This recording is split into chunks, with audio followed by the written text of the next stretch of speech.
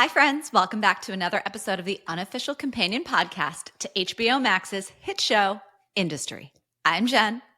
I'm Kristen. And we are the Wall Street Skinny, two lifelong friends, former investment bankers, and teachers who are here to break down everything in your favorite show, from the finance to the romance, and give you the skinny on what's real and what's just Hollywood.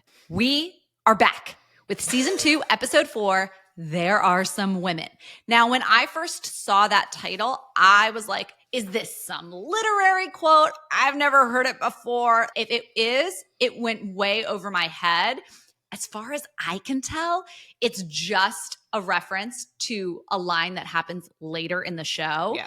But we, first of all, are so grateful to all of our UK-based listeners who've written us, by the way, the kindest and most respectful notes, helping us out on all the stuff we don't know. We fully acknowledge that we are like the most American women imaginable. We barely know the geography of our own country, let alone yours. So please, please, please never hesitate to help us out on some of this stuff. And if there's a literary reference that I miss as an English major, I will be kicking myself, but you can also help us out on those too. Okay. So I want to start with the opening scene. The opening scene is Eric grilling at what appears to be his personal home, a downright stunning home, by the way. In London. I immediately had this visceral reaction, Kristen. It was like a core memory being unlocked. So let me paint the picture for you, okay? It's late spring, early summer, 2008. It's my then boss's 40th birthday party. He invited me to his home in Greenwich. I think he let me bring my boyfriend at the time. I was in charge of the soundtrack. So I was working, I was basically the DJ for the thing. And the soundtrack was Coldplay's Viva La Vida with some old Bon Jovi and some Journey, some classic rock stuff, whatever. It was a lobster bake in his backyard in the back of his stunning Greenwich mansion. The backyard itself had rolling hills and it was amazing. But the reason I bring that up is I think when you work on Wall Street more than any other industry, there's this separation of who senior people are at work versus who they are in their home life. You see it in the way that they dress. They wear a suit that kind of hides their personal fashion in a lot of ways. Everyone's kind of in this uniform. They tend to put on, especially in Eric's case, this kind of really intimidating presence. And when you see them in their native environment, it's jarring. Right? It seeing Eric outside of PeerPoint in a sweatshirt, in an apron, just being a regular human in his own backyard, it makes him seem, to me at least, very vulnerable right from the jump. You shouldn't be seeing this.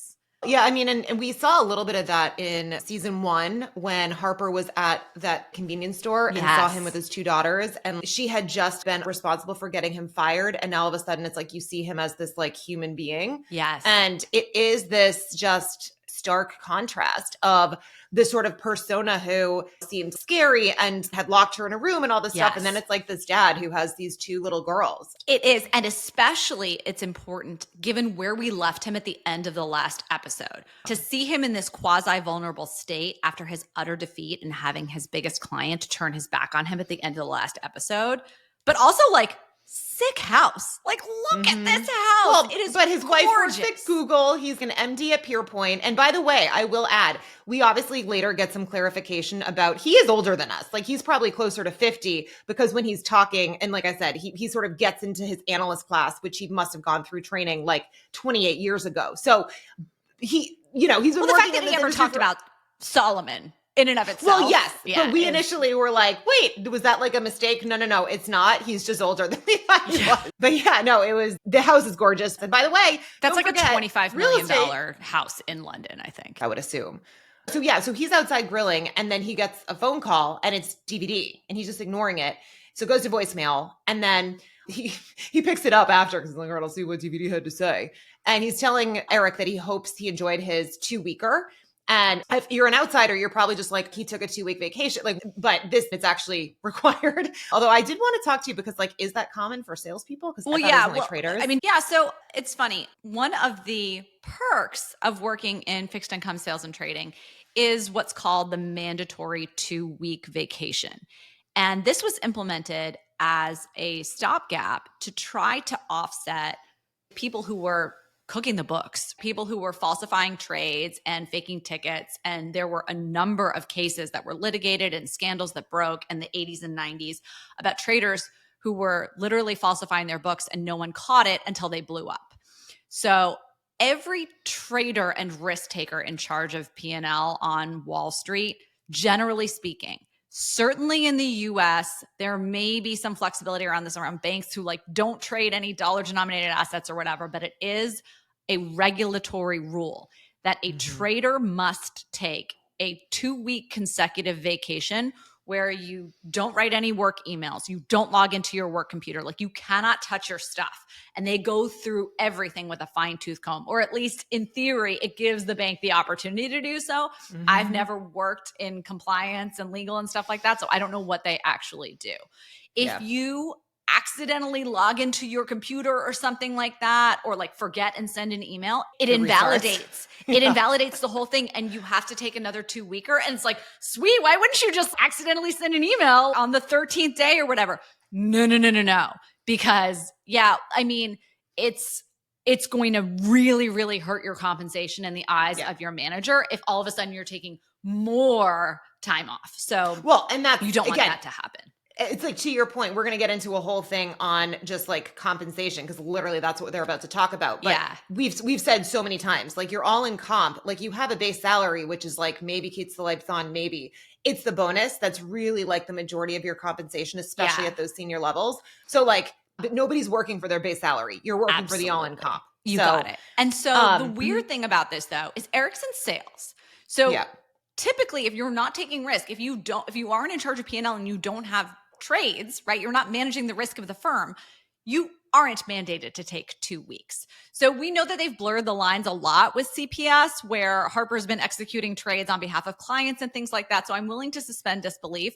But just so you know, I used to take a 2-weeker every year because I was dating and then ultimately married a trader who had to take a 2-weeker. And I was like, what are we going to do? Not go on vacation together? That's absurd. So I just did it. Like, bonus be damned. And if I got paid down because of that, I didn't care.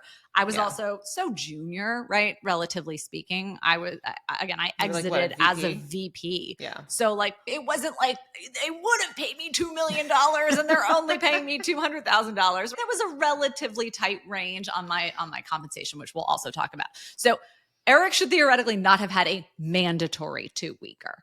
Yeah. Well, I also was wondering if it was like, because I initially, when I was watching this the first time, thought like, did he get fired? Because he's at home grilling after having been like, we've mostly only seen him at work. Correct. So they kind of, I wonder if that was a little bit.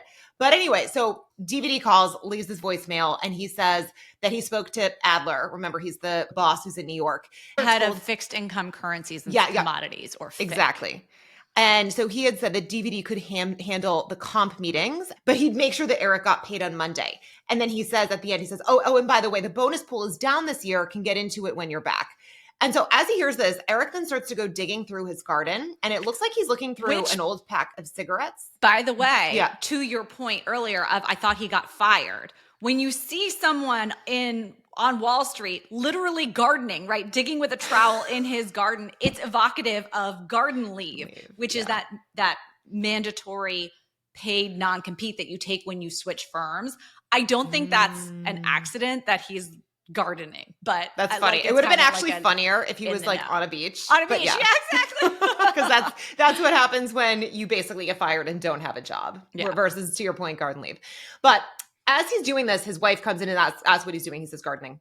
But I mean, at this point, I was a little confused because we've seen him smoking in the prior seasons. Did he like try to quit? That's what I'm assuming. So I knew so many people at work who smoked at the office, who would like go downstairs and go outside and take a smoke break, or would smoke when they were out with clients, but whose families never knew that they smoked. So I am betting that his wife thinks that he doesn't smoke, or that, you know, when they got together 20 years ago, that maybe he did out at client events, but now he doesn't because he's a dad and he's, you know, Mr. Dad and all that fun stuff. Yeah, because again, the next scene you see someone delivering food, and one of the things that gets delivered is like a pack of DoorDasher. Cigarettes. Yeah.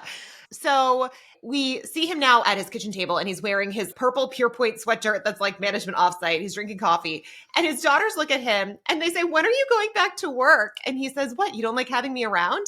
And they're just like, it's fine. And then he's like, it's fine. They changed their answer to good. Heartbreaking. No, they were like, yeah, we don't care if you're here. Which, well, yeah, I mean, when we come up on the end of a vacation, my kids always ask my husband, like, do you have to go back to work? Are you sure? Can you just stay home for like one more day? Like they're like pleading, like, please, please, please don't go back. This is the opposite. The kids are like cold and businesslike. And then they just go play outside in their, stunning backyard without him, just leaving him at the breakfast table. Like, whatever, dude. Like, yeah.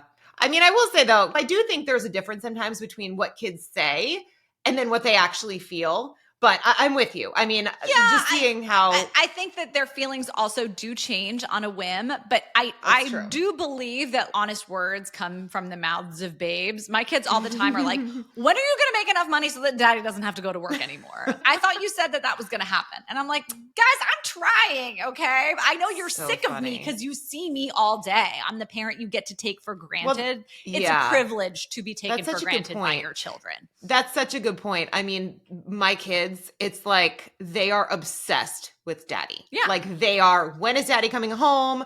Where is daddy? I'm like, he's at work. Because to your point, I'm always here. I'm not special. You're not special. He's not. So yeah. We have mommy time in abundance, but daddy time is special. Yeah. And with these kids, they probably have neither parent time in abundance. Right. Because their mom is a badass at Google and their dad is a hardworking sales guy. So there is like a nanny or like a housekeeper floating around that we do see kind of casually in the back of this scene. But you'd think they'd be so excited for the prospect of either parent spending more time with them. They don't seem to care. Yeah.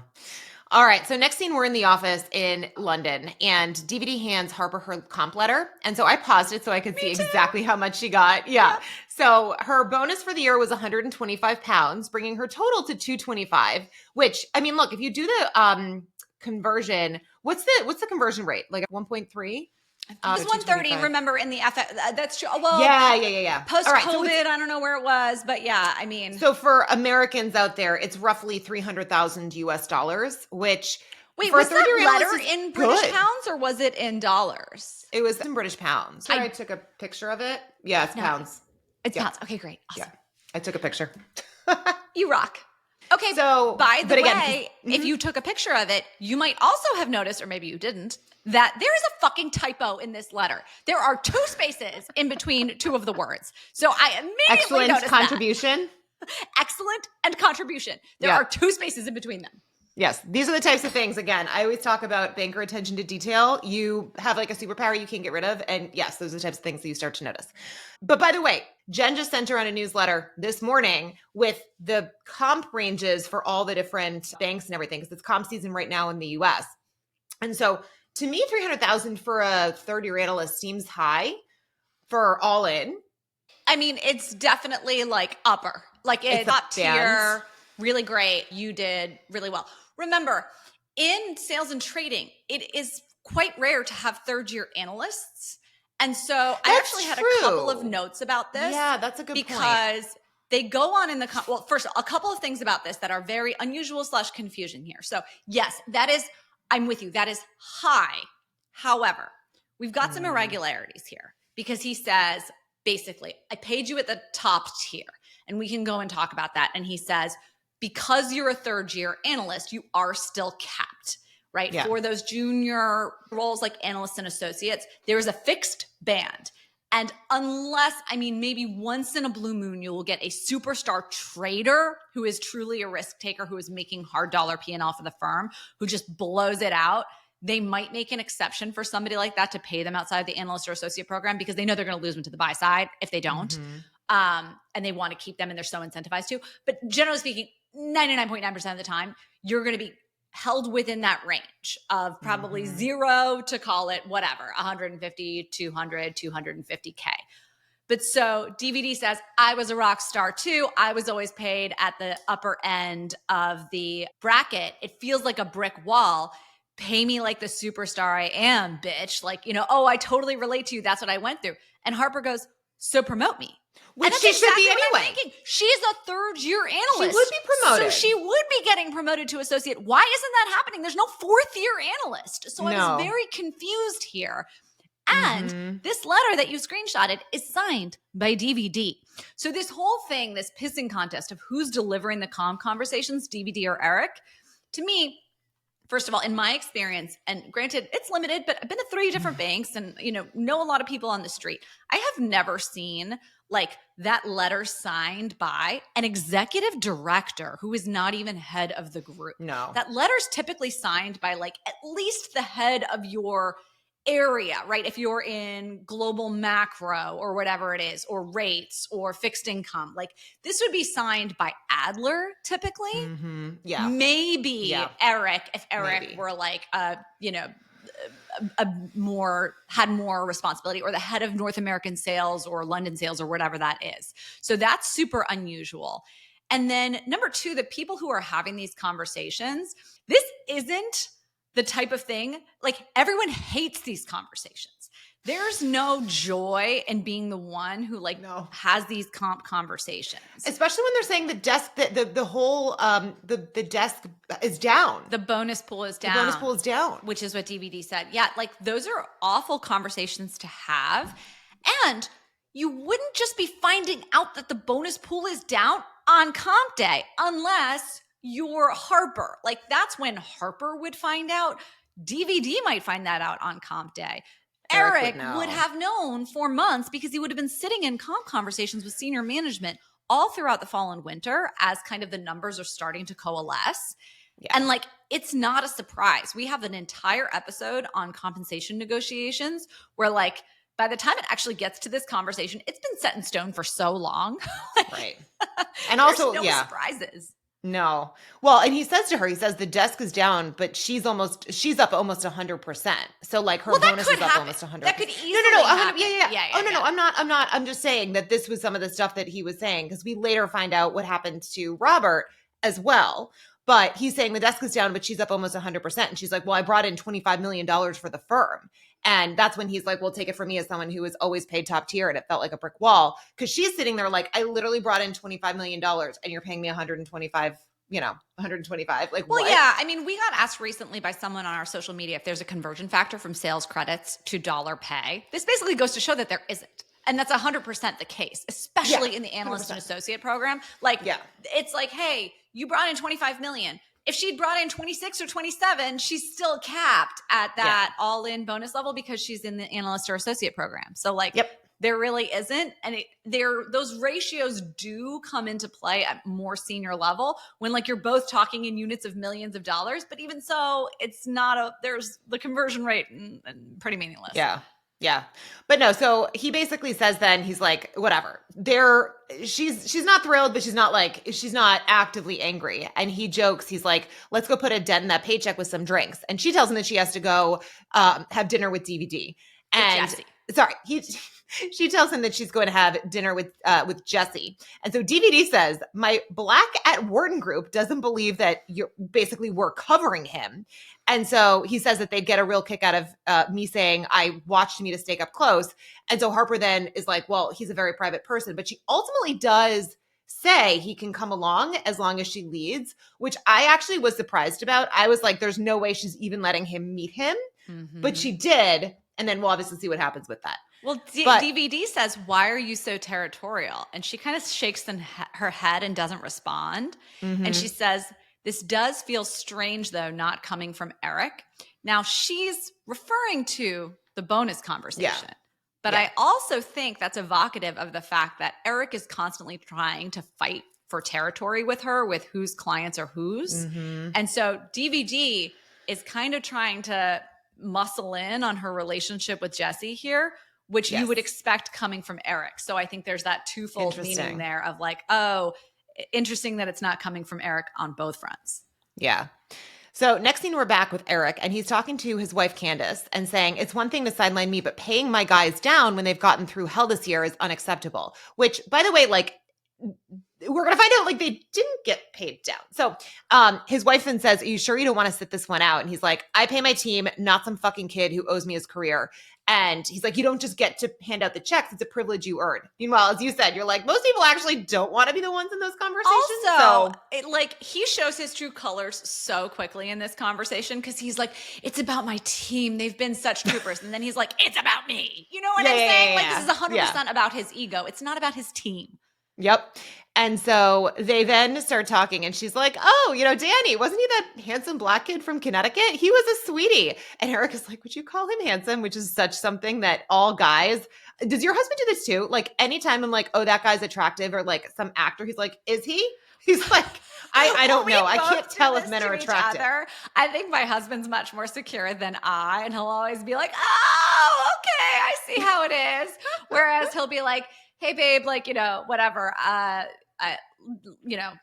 heard they have a new chef at XYZ restaurant. I'll be like, oh, did you go there with your other girlfriend? And he'll be like, we literally went there together last week. And I'll be like, So oh, that's so funny. We rib each other a lot.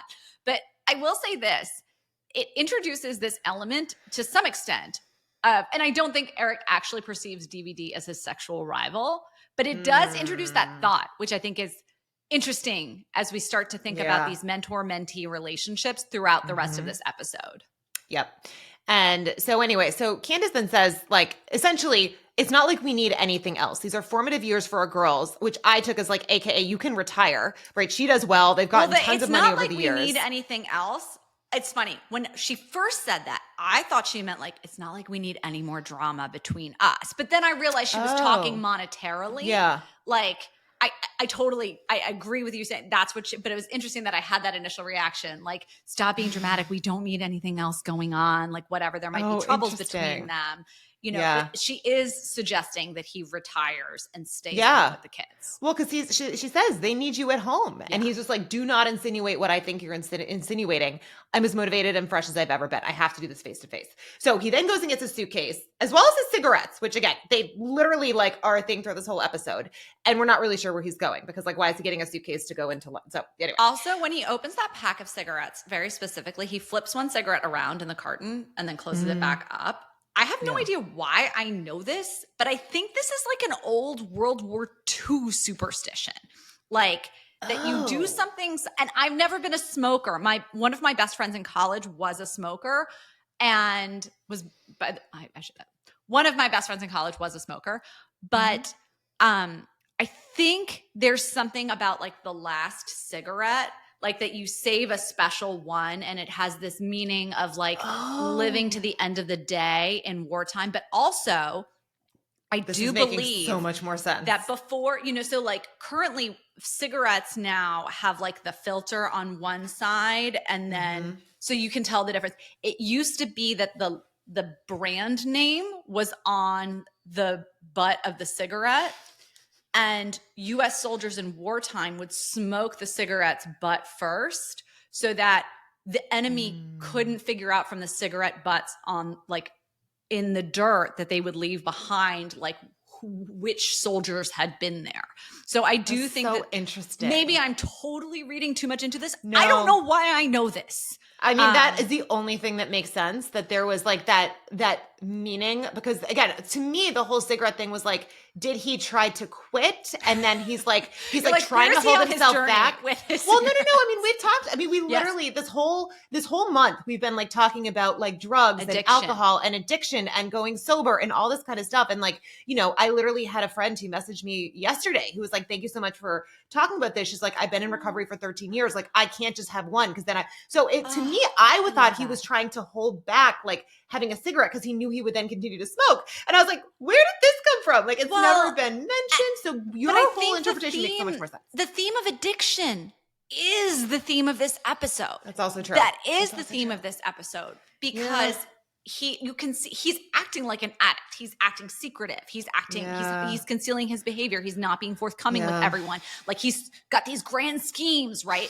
And so his behavior with the cigarettes is how they're showing that. So it's 100%, you're 100% right on that front. I just had to throw in apparently some wartime lore. No, I like the wartime. To me, that makes a lot of sense. And again, we've talked about this before, that I do think that the writers here, I feel like they are very thoughtful about a lot of the stuff that they do, minus the sex, which we're going to talk about. But like so much of the plot, I feel like is so thoughtful and like so well crafted. Like this isn't just someone like just like writing down a freaking story and putting it out like the way that I would, right? It's like, this is, I mean, to me, it's like a work of art. So I'm with you.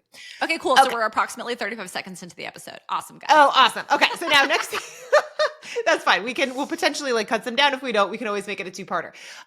Next scene, Yaz and Maxim are, love it how it's like a two-parter about something that is like actually very little finance. Zero finance. We were joking about how we were like, there's not that much finance in this episode, and yet somehow between, I have 11 pages and you have 12 pages of notes. But anyway, so next scene, Yaz and Maxim are talking. I have 13. You have 13. Oh, wow. Go ahead. Anyways, I'll shut up. All right. So next scene, Yaz and Maxim are talking, and Yaz is basically like trying to get ready to move the funds from their family office to PeerPoint. And so she's like, look, in preparation for this, I need access to the historical records, like electronic is preferred. And Maxim is like, your team, you moved over. And she says, no, not officially. Because remember, she's straddling the FX and private wealth management.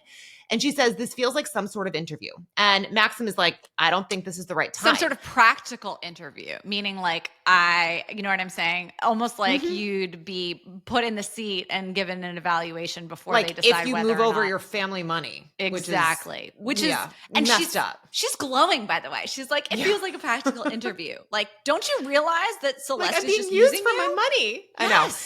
So Maxim says he doesn't think it's the right time and that the lack of stability or visibility about where his money is could be problematic. And Yaz is like, well, he says, the last thing your father needs is any kind of instability or lack of visibility about where the money is. Yes. Where his money is, I should say. Yes. So like we know something is going on with her dad. And so anyway, so Yaz is like, well, with respect, with all respect, I think I'm in the best position to decide what's best for my family's money.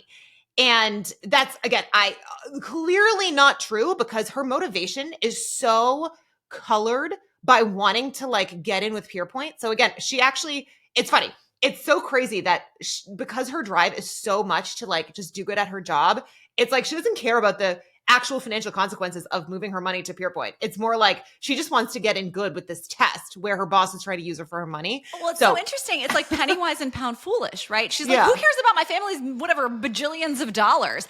Me and my $225,000 salary at PeerPoint is like all that matters, right? Like, I really have to preserve this. Right. It's crazy. Have you gotten to are you past the point where he tells her she's naive and there's no, that's the next. Okay, yeah. So Maxim then says, I don't need to tell you how naive that is. It's a planet-sized conflict of interest. He says a key tenet of personal investment is it should be emotionless. Forgive me for getting personal, but we both know your father is in the midst of a divorce. And as someone that is actually deeply across this stuff, now is the time for him to stay as liquid as possible. And Yaz is now starting to get a little bit like, whoa, what's going on? She's like, is there a liquidity issue? And Maxim is like, just trust me. And so we don't know what's going on entirely. Like, yes, there's a divorce, but also he's being a little sketch. Yeah. I mean, there's so many layers to this because first of all, he says that the key tenet of this investing theoretically should be that it's emotionless, but they're also having this conversation as two people who have been sleeping together. Right. So that's got that dual meaning there. He's like, not to get personal. This is so personal. Okay. And also, in light of the conversation we just had, we did a really great interview that's going to be coming out in a few weeks with a celebrity divorce attorney. Yeah. And like, by implying that liquidity is potentially a concern or like, just trust me on this with her dad's assets, it immediately gets you thinking like, okay, is he trying to hide his assets for the divorce? Does he owe his wife a huge settlement for something? Like, what is up? We knew so little about, and still do know so little about how this works in the US. I know even less about international divorce. Yeah. But you hear all the time about people, I lurk on these Facebook mom groups and all the time when like somebody is like, oh, I'm thinking of leaving my husband. All the women are like, bitch, here's what you got to do. Move the money, get it out of the account right now. Like do all this, blah, blah, blah, blah, blah. So like, is that what's happening here from like a forensic accounting standpoint with her dad? Like, also one other thing I will say throughout this episode, and I noticed it starting here and it really became more noticeable throughout the episode. The way I physically think about Maxim, he seems to get smaller and smaller and smaller physically in my mind. And I wonder how much of that is like in the first season, he was the big, sexy hedge fund guy. Yeah. And now he's like, inferior He's to working for her. Yeah. And I feel like they dressed him differently or like, I don't know, something. But did you get that feeling? Is that my personal bias that like I perceive the guy who's like in the sexier role to be physically bigger and taller and more attractive? It blew my mind. I was so sensitive to it. I was like, oh, he looks kind of gross in this. Like he looks pathetic. Yeah. No. I 100% agree with everything you said. But yeah, so now next scene, we are with Aurora. So she's the person who was in Parliament, and Gus is with her. So we know from last scene, he was interested in getting into politics. He sat down with her at the grouse shoot, and it seems that he's now basically working for her because she's thanking him for doing her admin. And so he tells her that he created talking points for this antitrust meeting with the Health Select Committee. And he has info on One Medical, which we said we thought Rycan was similar to, Rycan, and then Fast Aid, which is going to be a new made-up company that we're introduced to again more later. So she thanks him and says that she doesn't actually need him to do any of this. Like, she seems kind of like, she's like, just do my admin and like leave me alone. Yeah. Which again, Gus is like, let me do all this stuff and like impress you. And she's like, no, my admin. Like, he's literally we're like, she literally wants him to do the shit work, which is ironic. Nice choice he will literally be doing. Yes. And so he's like, maybe I could sit in on a session. And as they're talking, there's this person outside who starts screaming, where is that woman? And Aurora's just like, fuck, not this, not her again. Hold down the fort here. She basically like says, I know, actually, this is great. She says, I know this doesn't seem like the most glamorous work, but we like our constituents to know they have the ear of the MP. And as she says this, she sneaks away and leaves Gus to deal with the crazy dude. So she clearly like doesn't give a shit about this guy who is like, which is, I mean, again, hang on. I'm so sorry. I'm trying to shut my phone up and it's playing a voicemail and I don't know how to make it stop. I can't hear it at all. Don't worry. Stop. No, I just deleted it. Oh God. I'm so sorry. You might be able to get the deleted voicemails, but we couldn't hear it at all. I'm so sorry. No, you're fine. But so anyway, so she basically sneaks out and leaves Gus to deal with the crazy dude. So anyway, this guy walks in and he says, some pricks love having the Tory boot on their throats after so many years. So he ends up coming in and he has this like container of, we find out it's like poop. And he says that someone is leaving it outside of his house as a threat. And he says, your boss is never here. I come here and nothing gets done. I'm a constituent. I want the elected official, not a mini-me. And again, it's clear that for all the talk that Aurora just said about like, we want our constituents to feel like whatever, she just doesn't actually give a shit about that. Mm-hmm. But anyway, the guy basically hands him the box of poop. Gus opens it and it is in fact that. And again, this whole, like, it was disgusting. But basically the takeaway is Aurora doesn't actually seem like she actually gives a shit about her constituents. The Gus deals with a crazy person who basically leaves him a box of shit. Anything else, Jen? Nope. Gus has gone from doing the shit work at PeerPoint to doing the shit work in the government. Seriously. Okay, so now next scene we're with Yaz and Celeste, and they're walking. They're like dressed up, and it like sort of looks very pretty, like walking down London. And Celeste is saying, I love the design of vintage Chidani classics. And Yaz is like, with the fuchsia spines, I used to love those. So they're talking about basically like some of the she also says, I don't really like the look of the new stuff they've done. The high fashion thing of making everything sans serif, which is like the font. Because they're like a publishing house. So like, first of all, book spines, it was nothing short of like a Herculean effort to even get me to buy a Kindle. I used to love, like, I would open my books and I would never even crack the binding. And then finally I got a Kindle and whatever. I currently have my eye on like a full Wheel of Time collector's edition that would have like that, where you have all the 15 books or however many, 14, like, but I don't even have a bookshelf in my house. So like, what am I going to do with it? And it's funny because when we were going through our branding exercise, I remember they suggested a logo with a serif and I was like, yes, love a serif. Like, let's do it. Yep. So I appreciated that. Yeah. I actually, by the way, I don't think I'd heard of the term serif until we had that conversation. So I'm getting cultured, Jen. Now you're in the know. I know. So anyway, she says, I don't think my dad is in charge of those decisions anymore. And then she says, actually Celeste says, I guess they went cheap when they sold to KKR and relinquished all creative control. Try it again. Yeah. Well, because I wrote it actually kind of fucked up. So I think she wrote, it's fine. No, it's fine. Okay. Yeah. You got it. She says, I don't think my dad's in charge of those creative decisions anymore. And Celeste replies, I guess they went sheep to KKR. No. Oh, I guess when they went sheep to KKR, they relinquished all creative control. Yes. So in other words, she's saying that they sold the publishing house to KKR, a private equity firm, which, by the way, private equity firms are known for buying businesses and then quote unquote, like improving them. But by quote unquote improving them, you're trying to increase the profitability. So a lot of times cutting costs and increasing revenues, but again, cutting costs. So that makes sense that like when they sold, some of the, you know, elevated like brand stuff like started to basically be like, oh yeah, that's a synergy. That's a cost cutting initiative. We don't need to focus on that. So that all kind of tracks. But also, what a fucking bomb to drop. Yasmin looks like she had no idea. Yeah. Like, how did you not know that your family's company got sold to a private equity firm? Is that the level And this is the first bomb. Yeah. This is, what? Are you kidding me? Like, first of all, how would you not know that? Like, there would be headlines, you know?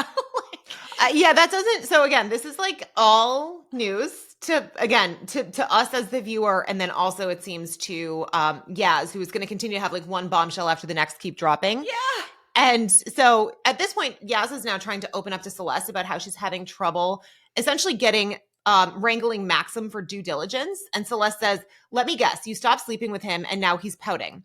Anyway, she changes the subject and says, it was good of your father to invite me. And Yaz is like, I invited you. So they walk into this, like, it almost looks like an art show. Yeah, it's like I don't an know art what exhibit of like vintage book covers, I guess. It's very strange. And so they walk in and Yaz asks where her dad is. And Maxim says, he's like sitting there sipping champagne. And he said, Papa got tickets to Rigoletto. Is that how you pronounce it? Rigoletto? Rigoletto. I assume it's an opera. I did. I did look it up so I can give you the backstory. But oh, good. He said, Papa, if there's meaning there, what's it about? I don't know. Okay, so we said Papa got tickets to Rigoletto last minute, invited him. So just to be clear, it seems that Maxim's dad invited Yaz's to this opera called Rigoletto. So neither of us was familiar with it. I did use our friend ChatGPT. Hang on. Just the fact that he's not there. Yeah. Like, it seems, I sincerely doubt that it's a coincidence, right? That he's not there. Like, right. You know, well, I'm sure Maxim, who is trying to withhold information from Yaz, wasn't like, let's all have the family together for a conversation. Yeah. Well, so Rigoletto it says it's this tragic opera by Verdi about a court jester who attempts to protect his daughter from a predatory duke. And okay, very fitting. And after the duke seduces Gilda, I think I said that was the name of his daughter. So his daughter Gilda, Rigoletto seeks revenge, hires an assassin, but basically Gilda sacrifices herself to save the Duke, who she loves. And so in the end, his plan basically backfires. I'm so glad you looked it up. So it is about someone trying to protect their daughter in this huge thing that ultimately backfires and blows up. And again, I'm not going to like give too much away, but like this all like actually tracks so well with the plot. Like, don't everything. Tell me, because I'm still only going one episode at a time, so you get the real reactions without any foreshadowing from me. Yeah, this is all. Yeah, this was not an accident. Actually, to your point, that this was picked. So, but to your point, yeah, she's like, what the fuck? Like, why did no one tell me that he wasn't going to be here? So they start talking, and Yaz asks if they have an issue, and he's like, well, why do you think that? And she says, why are you being so obtuse with me when it comes to my family? Like, did you know that basically we had, like, the Hananis had nothing to do with this event anymore? Well, no, the event, the company. Well, that too. But the whole thing. And he says, of course I did. And so she's like, why is nobody fucking communicating with me? So he tells her that everyone is trying to protect her, right? And she's like, that is so paternalistic. And so she then says, can't you be mature enough to let us fucking go? We fucked twice. You hold it over my head like I owe you something. And he basically looks at her and he's like, are you high? And she says, I want to know where my family's fucking money is. And Maxim says, do you want a list? It's a mismatch of diversification. Gaudy condos in Miami, some two-bed hotel in Helsinki, a rapeseed oil renewable energy startup. A rapeseed oil renewable energy startup in Gdansk. Okay, I wrote that down. I was like, is that messed up? So a rapeseed oil renewable energy startup in Gdansk. The Hanani name, well, you have nothing to do with the publishing house anymore.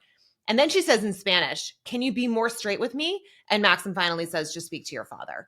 So again, like, I don't know if you have any comments on this, but the she finally sort of is getting answers, which is like, you need to speak to your dad. But like, also duh. Yeah. Well, but also like, this is I'm sketch. sitting there wondering at this point, like, is it all just a house of cards? Does this family have any wealth anymore? Like, is it all just smoke and mirrors at this point? And her dad, being so obnoxious in these meetings, showing up in his biker kit, being like, oh, you should be so lucky to have my money. I don't know, blah, blah, blah. Like, is it all just a farce? That's what I'm thinking watching this. Yep. So this was kind of weird. So then Yaz and Celeste go to the bathroom, and she's again like trying to inquire about what's going on with the money. And Yaz is like, basically like she's still having a little bit of issues. And so she says, they want women to be equal until you start acting like them. And she says, one taste of honey, they come for the whole pot. And then she like drops like the thing that they were using. Cocaine. And Celeste is holding a lighter, or maybe they're not doing cocaine, and maybe I don't understand what they're doing, because why is there a lighter? But maybe they're also smoking cigarettes. I don't know. Well, I thought it was like the roll that you used to she says pick up the lighter. Yeah, but it looked like it was like a roll. So I'm a rolled up dollar bill. I didn't understand either, but I mean, I will say this. So Yasmin has lied to Celeste and told her that she got it all sorted. Mm-hmm. And that's when Celeste says that thing, they want women to be equal until you start acting like them. This made me think of the conversation that Yasmin had early on with her mom in episode 1 when she was doing the salad runs. And her mom was like, you know, oh, like women, blah, blah, blah, blah, blah. This is like a women within the workplace issue. Well, the person who is putting the person who is putting Yasmin in this compromised position is Celeste. Yeah. Like, Maxim's not the one actually causing problems here. Maxim thinks he's trying to do right by this girl he has this whole history with, and he's trying to protect her from her fucked up father. Her father is deliberately concealing information from her, and Celeste is just using everybody. So like, there's nothing like this whole thing about like men, like, oh, blah, blah, blah. Like they don't like powerful women. No, that's not it at all. Yeah. Yep. You have your boot on Yasmin's neck, like to use the words of the crazy poop guy from MP's office. And then she drops the later rolled up wad of dollar bills, whatever it is, asks Yasmin to pick it up, and it becomes this weird sexual thing, right? Yeah. I was like, what's happening here? Yes. Again, it's this kind of goes back to like some of the themes from the prior season with women. First of all, like a lot of this performative, like feminist bullshit. Yeah. And she's the one who is being wildly inappropriate. It's not Maxim. It's not because she was sleeping with him. Maxim's like actually trying to protect her because he knows more about what's going on with the money. And by the way, like the money probably shouldn't be moved over to PeerPoint. I don't think that's in the best interest of the family. There is a conflict of interest. Yeah. So, I mean, it's back to almost like the season 1 finale when Sarah was, you know, trying to be like, it's us and oh gosh, what's the Daria? Like we're going to be coming in and like doing things better. And it's like, you're not doing it better. You're just as toxic. You're just different. And the same thing here where it's like, there is sexual harassment going on behalf of this freaking MD and an analyst. It just happens to be it's a woman MD. Mm-hmm. So this is actually, I do like the show because it's not, it doesn't discriminate. It's like, everyone can be problematic and let's not. So anyway, 100%. Everything you said. Yeah. I haven't seen Baby Girl yet, but that's what I thought of with this. Have you seen the ads for that movie? Yes. You know, like, so that's what I thought of. I was like, this is just a female Baby Girl. And Baby Girl, for those of you who aren't familiar, it's Nicole Kidman, and she plays like a tech CEO who has an affair with some young guy. The guy from Murder at the End of the World. Oh, I never saw that. But anyway, I want to see Baby Girl. I've heard though it was like, it's basically a porno. So like, don't go see it like with strangers in it. We're sitting here, the prudes fast forwarding through industry. So what are we going to do? Yes, I know, but I still do want to see it because I fucking love Nicole Kidman. I just watched The Perfect Couple with her. I don't understand how she like just does so many good shows, and she's just an amazing actress. I fucking love Nicole Kidman. So anyway, next scene, Yaz and Jesse. So they're basically now all at a bar. So Harper remember, and Jesse. What? Harper. Well, DVD. Oh, why did I write Yaz? It's okay. Again, this is the part of the problem is it's like I write the wrong names when I'm trying to transcribe, and then that's why I say the wrong fucking just thing. So you know, when I'm writing, have to correct myself so many times writing, Yaz Harper, Yaz Harper. I write them wrong all the time too. I catch myself, and that honestly takes like an hour while I'm doing it. Oh, I probably should go back and like review my notes one night before we actually do this. But anyway, okay. So next scene, we knew that Harper was supposed to meet Jessie for dinner, and she has invited DVD to come along. So they're at this like, it looks like kind of a dive bar or a pub. Yeah, looks like Hurley's. Yeah, DVD. Yeah, like Hurley's. Oh my God. So DVD is talking about Fast Aid. Like he's trying to, impress Jessie with this pitch. And he says Fast Aid, which by the way, we are getting introduced to because it's not a real company. I looked this up. So he says Fast Aid is a traditional. Wait, is Rycan a real company? No, okay. Neither Rycan. The only real company that they mentioned in the prior, when it was, when like Gus was talking about the companies in that space, he mentioned One Medical. Obviously, that's a real company that was sold to Amazon, but then the other two are fake. Got it. So they're now trying to establish kind of like, what is the actual business that this company Fast Aid does? It does become a major player. Okay, got it. Later on. So that's why I do want to just, spend the time going through the actual this is the finance business. And this is the finance. Yeah. So DVD says, Fast Aid is a traditional brick and mortar pharmacy, to which Jessie says, like Walgreens, an eyesore in every quarter, which yes, there's Walgreens. That's like the New York City pharmacy for people who are international.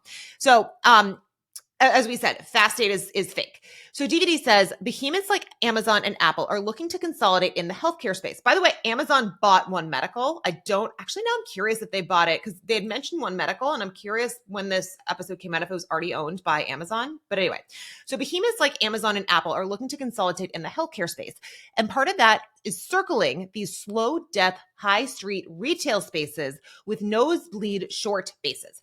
Personally, I had to, again, use our friend ChatGPT to look up like high street retail spaces and nosebleed short bases. I assume you may have known those, but when you say nosebleed short base, to me, that just means everyone's short on these things. They're going down the drain. Everyone's short the stock.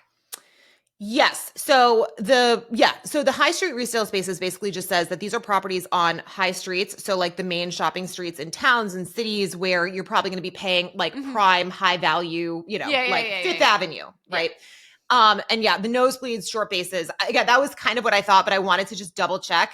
So in this context, the nosebleed means obviously extremely high, think nosebleed seats in the stadium. And then short bases, again, to the, current situation with within finance, right? You can like short stuff. So 100%. Well, I would also say this too. We are going to have an episode coming out with the head of an equity long short strategy who talks a lot about running net short positions and things like that. So if you guys want a companion to this little segment, she has a lot of great information that hopefully we'll be sharing on the big podcast soon. Yeah, which is going to be coming out like tomorrow by the time this episode airs. Probably today, probably the same day, probably like or possibly like a couple days behind. But anyway, it's going to be out in the So he then says the next biggest issue facing telemedicine is the last mile of care. The pipeline of people needing annual booster shots is endless, but you can't get those done online. And Jessie says not yet until the iPhone gets that retractable syringe.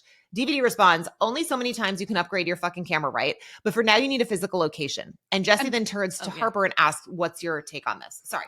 One thing I wanted to say, thinking about this, when this was written and filmed, this was in the height of like COVID vaccines, right? And remember, it was like, you're going to have to get a booster for like every new variant and blah, blah, blah, blah, blah. So like us watching something now about, okay, like what's the last mile of healthcare like thinking about getting access to those vaccines was top of mind in the global consciousness when this was probably written and filmed, as opposed to us watching it now. It didn't land the same way. And I had to remind myself like, oh yeah, everyone was losing their minds about how to distribute these vaccines effectively. And so I actually think at this point, prior to Harper jumping in, Jesse's attitude and demeanor, like he looks like he's vibing well with DVD. And DVD looks like he's keeping up with Jessie by kind of matching him tone for tone on that little joke about Apple with its retractable syringe. Jessie seems to be looking favorably and like he's buying what DVD is selling. Yeah. And it honestly, it makes sense. By the way, I did look up and I believe that the Amazon deal to buy One Medical was announced in like 2022. Oh, so this was like that. Which this was like very prescient. Exactly. Yeah. And, but by the way, I mean, it makes sense. Like what he is saying makes sense. You do need physical locations, right? To go actually get seen, to get blood drawn, to, so like everything he says makes sense. Yeah. But then obviously Jesse then says to Harper, like, what is your take on this? And she says, it's compelling, but slightly reductive in the sense that the bull case is what? An acquisition target? I still think Rycan is the telemedicine play, and you could not be better positioned for it now. And DVD says, yeah, but as you say, Jesse already owns that. And Jesse responds, you're compelling, and I got to concede you're oddly watchable. I feel like I'm talking to a young congressman. He then thanks both of them and says that it's been a long time since he's been in a real city boy pub. And anyway, he ultimately says like, oh, Harper then suggests that he eat something, and he says he has a dinner. And Harper's like, I thought this was dinner. And he basically says, well, Leo had this window on short notice, which if that's true, I wasn't sure if that was a lie or not, because we later like see Leo. But if that is true, it is so funny how it's like, here's this like big, important guy, kind of like what you were talking about at the very beginning. And like all he wants is to get like these crumbs of attention from his son. Like we saw when we first got introduced to him, he's like supposed to do this tennis thing with his son. His son just cancels on him. He moved all the way to London to be near his son. Now it's like, his son says he has like 2 minutes and he's like, wait a second, I will come. You know what I mean? So it is funny how it's like these big, like scary people, like they are at the whims of Leo, who's like not a, looming large character. He's kind of like this soft-spoken dweeb almost, who's like not cool, like kind of a dork. So anyway, I thought that, but I also like don't know how much of it was true because we later see what he's actually doing. So yeah, I assumed when Jesse said, I gotta go, he was lying. And this would happen all the time, by the way. You take a client out and be like, oh, we've booked a great dinner reservation. Let's meet for drink first. And like, if they didn't like the conversation they would have, and they'd be like, oh, I have other plans. Like, sorry, something came up in my family. And they would just bail. So I thought he was just leaving because he didn't want to hear any, like, he didn't like something was off. I thought he might just be lying and trying to leave. Now, when we see Leo later, Leo says, I had to put in some FaceTime with Jesse. So I think Jesse called Leo and said, meet me for dinner. I actually, because to your point, I did get the sense that he was jiving with DVD. But yeah, it's definitely, and also like him Jesse's and Harper so have this. Mercurial. That's true. We don't really know. Even when but he yeah. likes things, he might be like, I gotta bail. Yeah. But again, I thought that DVD made it went well. Went great for DVD. And I thought that he made some really great points. And you clearly see that Harper is getting threatened when she then says it's compelling but slightly reductive. And like by the way, see if I'm her being like, I need to now downplay his ideas. I think DVD, I mean, he is watching, like he is so polished, handsome, well-spoken, funny, like whatever. Harper has this super volatile history of trying to make pitches and various, right? And she like kind of pulls it out in the 11th hour with this like Hail Mary thing. But like just as much as she does that, she has meltdowns. She has this, she has that. DVD is like, yeah, the run for president. Yeah. But then at the end, it's so funny too, because basically Jesse's like, great to meet you. And DVD like hands him his business card, which is pathetic. Is like super cheesy. No. But as he leaves, Harper then says, like, I hope you get some clout for your group chat. But yeah, anyway, like that whole scene though, is you see that territorial aspect coming out. You see Harper now thinking like, I need to make sure that I am not going to get like my client is not going to go away off, and I need to protect that. Yep. So next scene, we're now in New York. So we don't know that we're in New York, but you see him show up at a hotel room and says like, welcome Eric Tao. And you hear a siren in the background, classic New York City. And then he goes out to look outside and you see the Empire State Building. So we know he is like the suitcase. He flew over to New York. Anyway, so we'll be in New York for half of the episode. So next we're with Nicole and Robert. And again, this whole thing is very uncomfortable. It's like, there's a whole bunch of like very uncomfortable sex scenes in this show or in this particular episode. But Nicole and Robert are like making out, and she says she doesn't usually let people in. And he wants to turn on the light, and she's like, no, you don't want to see this old bag, and sort of being vulnerable with him. Mm-hmm. And as they're kind of making out, he basically says he likes the Fast Aid Chemist Group as a bi, and she laughs. But you do see like, he seems like he's starting to develop feelings for her. This seems intimate. This seems like it's not transactional, even though he makes that, like, I think it's very funny that he is like, oh, and by the way, we love Fast Aid Medical or whatever. And she's like, what? Like, while they're hooking up. Yeah. And I'm totally with you. She seems vulnerable. She's feeling self-conscious about being older. He's making her feel more comfortable.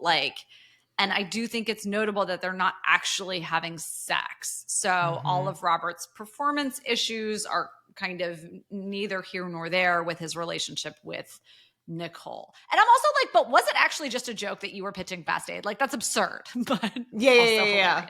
Well, but it also seems like it's in line with whatever the quote unquote like house view of whatever's going on at PeerPoint. So I think that that's probably part of it as well. Like they're all like pitching Fast Aid for whatever reason. So next scene, this is sort of just a quick thing, but we do learn that Celeste has a wife because they're Yaz and Celeste go outside. Yaz is like, where are we off to next? And Celeste says her wife has her on a midnight curfew midweek. So we know that she's into women, right? We know that she's married. And as she leaves, Yaz is like, okay, I was probably right that she was hitting on me. And across the street, she sees Maxim. You see Maxim, and like the metaphorical divide between them now is like such a literal one. And he just literally, like I said, he looks so small. You know, he keeps shrinking physically in terms of how they film him even within the episode. Yeah. So next scene, we're at the Three Amigos house. Harper, Robert, and Gus. I wrote down that it was the friend's apartment from hell. Oh, love it. So Gus is telling them about the dog poop or the poop. And he says, maybe you should call in a favor with some like random like gynecologist who is retrained as a vet. I think they're like old classmate, right? They're like, maybe you should have him like analyze this sample. Makes sense. Yeah. Well, that's what he ultimately does that. He like sends it off to get analyzed. And Harper's like, I don't understand how someone well educated as you is satisfied doing this. And Gus replies, helping people? To which Harper laughs and she's like, that's why you got into it? Like she knows his ambitions are well beyond that. It is politics. So Robert then asks if his parents know what he's doing, to which he says his parents still think he works at PeerPoint, which is like, and what? They're like, excuse me?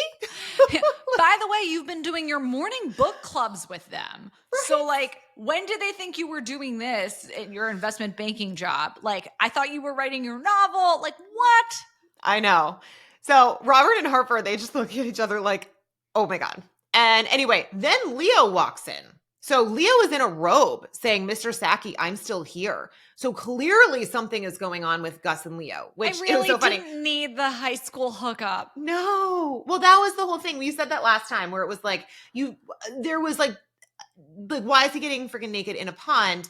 But also like Gus had absolutely zero, like, it wasn't like there was any sexual tension. It was purely just. No, there was definitely. I totally disagree. There was definitely Leo was like, why are you with a slut like me? Like Leo was definitely giving him signals. But to your point, I thought Gus had no interest because I was like, I don't think the show's going to go there where like this, older man in his 20s is sleeping with a high schooler. Like I didn't think we needed to go there, but no, we went there. We're there. Yep. I mean, and they do acknowledge that because Harper says, I'm not going to tell you what to do, but please bear in mind who introduced you to that kid and, how your actions might reflect back on me. Yeah, but she cares more about the fact that it could ruin her perception with Jesse if this 100%. Goes bad. Yeah. 100%. Than like the ethics of sleeping with whatever a minor. Well, because Gus says, would we really refer to him as a child? And Harper says yes. And Robert looks at him and says, look, mate, if he's legal, go with God. And so Gus replies, I'm with God. I'm going now. Basically saying he's legal, but it's still like,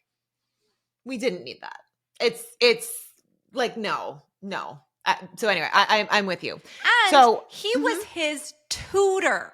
So there was that, this is the theme, mentor-mentee relationship that is totally fucked up and sexualized within this episode. He was literally paid to help him with his college applications. Again, like every single freaking interaction. I mean, we're going to have Harper and like it's everywhere. So, again, as Gus leaves, someone knocks on the door to their apartment and it's Yaz. And it's so funny because I feel like we had this pause where we stopped watching for a while. And so as whatever, Robert is like, hey, I'm going to kick it. I'm going to leave. And Harper is like, please don't. Like, this is going to be awkward. And I literally wrote, I'm like, I don't remember what happened with them. Why would it be awkward for Harper? Okay, so rewinding, because I needed this. Like, I literally started to remember as like watching the scene. The end of season 1, ended with them having a massive falling out. Yes. No, and remember, they- the first few episodes of season 2, they are fighting. Yeah. So I don't know why I forgot. Again, I think it's because I've like this is the problem with having watched the whole thing is that like, You forget. you know what I mean? It's like you forget like which plot is when. For me, it's so top of mind. I'm shocked when Yaz shows up. Yeah. I'm like, why is she here again? She showed up in the prior episode and was looking for Harper, which was shocking because why would she be looking for Harper in her time of need? Because Harper hates her and she hates But also Harper. like she's her only, it seems like she's like her only female friend. I mean, Yaz is friendless and alone and on an island. And now she doesn't have Maxim. She doesn't really have Celeste because that's getting weird fast. She certainly doesn't have again, she doesn't have any good and, female friends. And I think female friends, it's the same with men. Male friends if you're a guy, female friends if you're a woman. I think they're so important for like when you need to talk about things. Yeah. And so again, to me, this is her. And what happened in the last episode is like her basically realizing she needs her friend back and she doesn't know exactly how to go about reconciling. She just knows she wants her friend back. Yeah. And she's, I think, trying to like hope that if she puts herself in there and starts talking, like she comes in and she, you know, talks to Harper. And actually, I forget if it's in this exact scene, but she was like, oh, maybe it's not in the scene, but she's hold on. Actually, sorry. Well, so you're going to get to the stuff about the pajamas. Yeah, basically that like the, yes. But before we get there, because there was another important point that came up earlier, which was, so as they're going, you know, whatever, she's there and she has to go use, Yaz has to go use the bathroom. So Harper and Robert talk for a couple minutes and Robert says, mate, I've got needs that, she's got needs that I can't meet. Good celebration, yeah? And then said, I thought they paid me well, but I forgot who my competition was. And Harper is surprised because she was told by DVD that that the desk was down. So she said, they paid you well? And Robert asked why that's a surprise. And she says, I heard the desk was down. That's good. You're doing well. And Robert shares basically like probably his relationship with Nicole is helping in that regard. He says, you know, Nicole is one of one. She's a funny fucker. And Harper, sorry, I wrote down the wrong thing. Harper says, I'm just glad she's keeping it professional. Robert seems very surprised and upset by that comment. And then he asks what she meant. And she says, oh, no. It's nothing. You know, we just had a moment. And again, he's upset because he thinks that he has something special with her. And he's like, I was the only one who got sexually harassed by her. Yeah. I thought I was the only one. But he's like, what kind of moment? And like, because he's genuinely developed feelings for this, again, like, I don't want to say rapist, but like, whatever. No, and this person who is taking advantage of their power over him. Yes. Well, exactly. Yeah, I guess that's the wrong word. She's not, but like yeah. And Harper's like, no, it's not a big deal. You know, she just gets what she wants. She's Nicole, right? And obviously Robert is just very upset and he's he hurt. leaves. Yeah. So we can fast forward over like just Leo and Gus kissing. Like, whatever. I don't need the high school freaking like hook up with an older person. Like no. So now we're with Yaz and Harper and they're doing, or I should say Yaz is doing coke in the living room or asks if she can do coke in the living room. And which, whatever. by the way, Harper's I already assumed she had done in the bathroom. And she's like, oh, I don't like doing it in the bathroom. I'm like, you don't usually seem to mind. Like, I assumed you were in there doing coke. What a refreshing surprise that now you're doing it on the coffee table. Yes. And Harper says, you know, it's fine. We're celebrating. And Yaz is like, are we? And Harper's like, well, yeah, we got paid. And Yaz acts like she forgot because I think she probably was like paid bottom tier. And she was like, oh yeah, pocket money. But also like, even if she was paid 125,000 pounds, that still would be pocket money to like the dent of where her wealth is to like how that would even, you know, contribute. Yeah, although I don't think she thinks about it in that respect. I think. Yeah, you're right. I don't. Yeah. And I think that's actually important because Harper thinks she does. Harper thinks that Yaz is like, I'm so rich. Who cares about another $220,000 or whatever it is? That's doesn't even touch the sides, right? But Yaz is saying that sarcastically, as in, I don't think she's saying that like, I'm so rich, this money like doesn't even make a dent in my Scrooge McDuck bin. I think what she's saying, she got paid horribly. What I think she's got like bottom tier. She probably got bottom tier terribly. And I do think that she's just trying to be like relatable, like, oh my gosh, like, aren't we all so rich, right? Like, ha ha ha. But like for Harper, this is everything. And like Yaz is just so unaware. And for Harper too, there's that like mine versus yours mentality. They are on opposite sides of this conversation from the jump. They're having two totally different lines of dialogue. Yeah. Well, because Yaz says, I didn't think about money once during the year, not once. And Harper says, if you thought I was going to absolve you of whatever rich, white, passing guilt you have. And then Yaz jumps in and says, I'm not doing that. I don't feel guilty. But because I think that, as I was seeing previously, I think Yaz just kind of, it's one of these things where she just wants to like fast forward where they're not friends and she just wants to be friends again. And she's just like, she doesn't want to have any awkward conversations. She's just like, I need my friend back. And I'm just going to talk to you the way like we used to talk. And Harper is still holding on to what happened and is like, what the fuck? So Yaz then says, I spent COVID going from enormous kitchen to enormous kitchen, seshing, and not once did I think about money. And then I became obsessed what does with finding seshing mean? I don't know that I'm not sure. Is that slang for, it's probably slang for cocaine because she uses it so much. Seshing. Slang.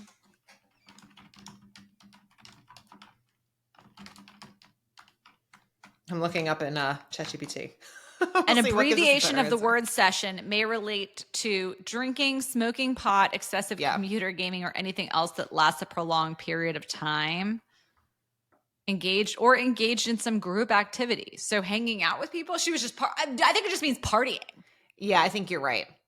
So because she did say in that first episode back from COVID, like how many super spreader events she went to, so that makes sense. Sorry, guys. Should have looked that up beforehand. It's all good. We're going to edit the part where we look it up, so it's fine. So she says, I became obsessed with finding the perfect white pajamas. One of those, on one of those tabs, I would have these white pajamas, and on the other, these images of piles of bodies in New York. You know, the economy, all the shit, through the fucking screen. So I'd cycle through them. I was too fucked to sleep, and then I'd buy these pajamas in 4 or 5 sizes, and the returns would be all marked up for my convenience. I still have every single pair. The ones that fit made me feel really fucking good for a bit. The worst part is, it was the best fucking summer of my life. All I had to worry about was pajamas. And then she takes a drink of champagne. So I need Jen to explain just the metaphor, because there's clearly some meaning to these white pajamas that she was obsessed with finding, and like the fact that she has like on her computer screens, like the back and forth. And I think that part of it is like her just partying it up. Meanwhile, there's people dying. Like that was something that I think, I know a lot of families felt that way, especially like for, even for me, I have younger kids. And I mean, look, I was living in New York City and I had to almost like flee because I didn't want to stay there with like, I had a brand new baby, April 2020. But, part of it, there was like the silver lining to it because I got to like, my husband was home more. I got to live with my parents and my in-laws, and like, it was like family time, which was great. But then again, it was like, there was that reality. Like my sister-in-law was a PDR in New York City. And like the story so it was like, there was this juxtaposition. So I think that that's part of it. But then I'm not sure what the white pajamas are. Well, I think the your representation cognitive dissonance is something that makes sense to a lot of us. It's like the silver lining for you of COVID was like the increased family time or whatever. But while you were cherishing that time with your husband, your sister-in-law was out there literally like in life, like putting her life at risk, right? I think Yasmin is talking about that same kind of cognitive dissonance that she was experiencing, but with this super frivolous lens, right? You can think of nothing more frivolous than a pair of white pajamas, right? Like a pair of white pajamas for me, I'm spilling coffee on that day one. Like I should never buy white clothes, period, full stop.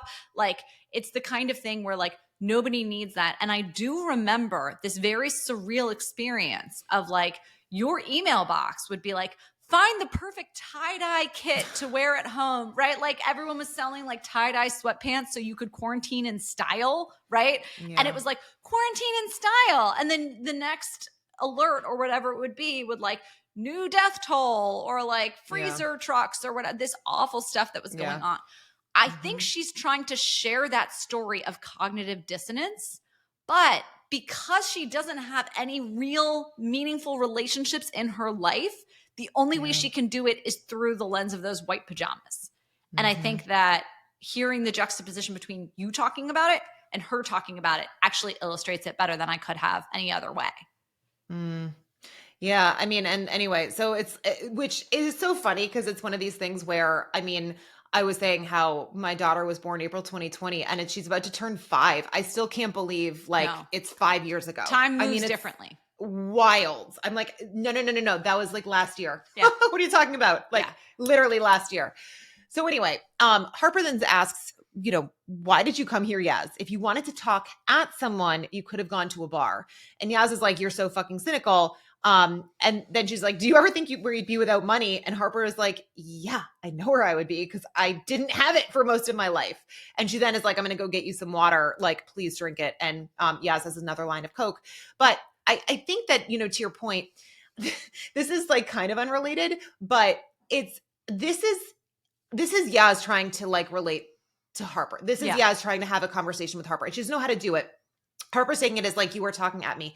There's this like reel that has been going around on Instagram. And it's basically, if you hear someone tell a story and then the next thing you do is you try to tell a story about yourself, trying to share that, like, that shows that you have, that you're on the spectrum, like that you're neurodivergent. Don't even get me started on those reels of like those predatory reels of trying to convince people that they're like ADHD. Not neurotypical. Yeah. Yeah. But okay, so we're on the same page, but like this is there how was humans a little bit relate to one another. Yes. The thing is when you have an agenda set in your mind, like you've said this before, to a hammer, everything's a nail. To Harper, everything about Yaz is a have not thing.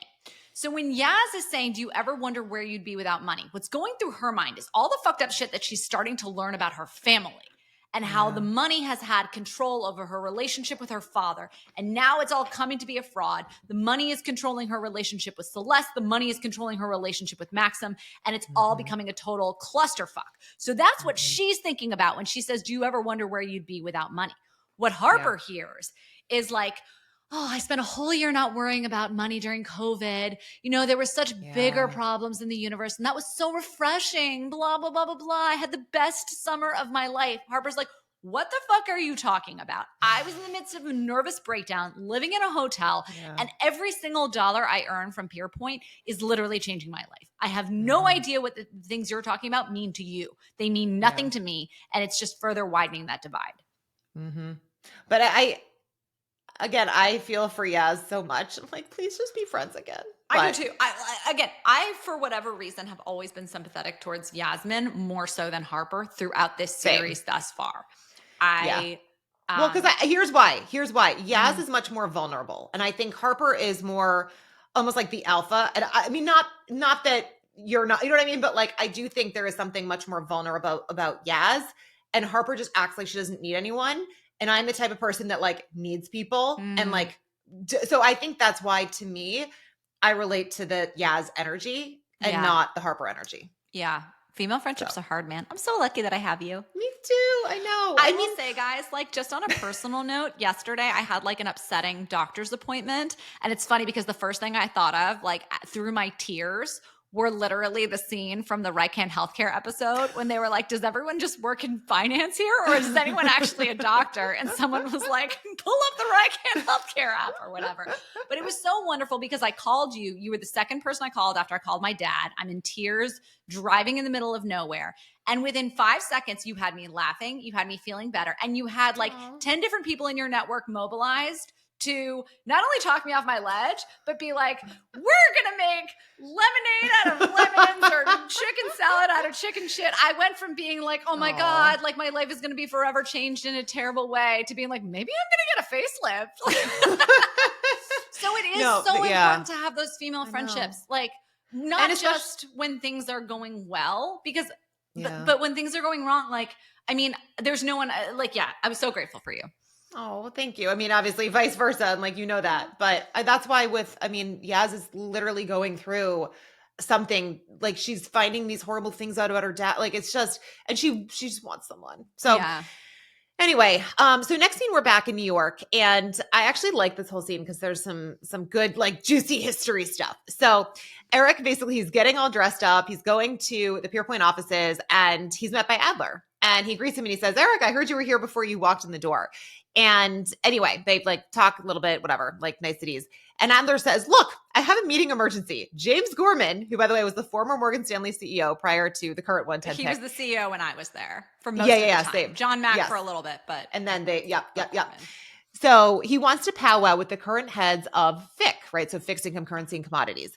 And Eric says, a meeting of the 5 families. So I assume that would mean Morgan Stanley, Goldman Sachs, JP Morgan, PeerPoint. Who do we think number 5 is? Well, so to be clear, the meeting of the 5 families is a Godfather reference. I don't think that there's actually just going to be 5 of them. So if you've never seen The Godfather, that probably didn't land. This is not a Wall Street reference. I have seen The Godfather, though. Oh, I just, yeah, I've seen The Godfather. But again, I assumed that it was like. That's why he says, but with worse food.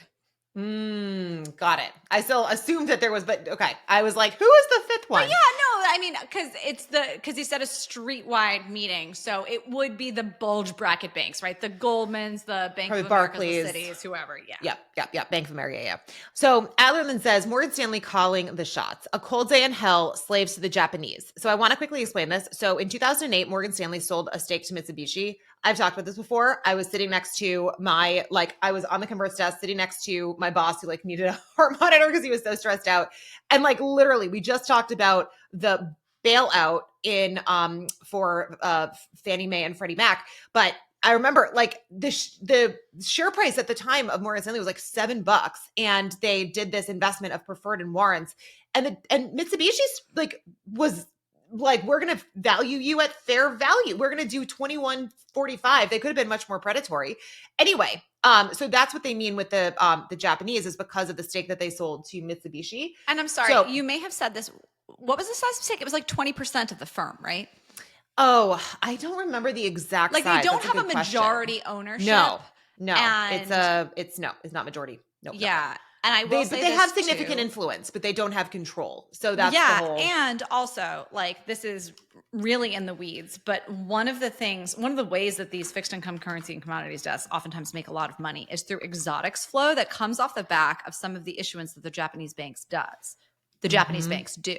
So Morgan Stanley benefits massively from this close relationship with the Japanese banks and a lot of the exotics volatility that it kicks off. So we may have to cut that, actually. I don't know. We used to make the vol desk used to make, this is a Dan Pergola question.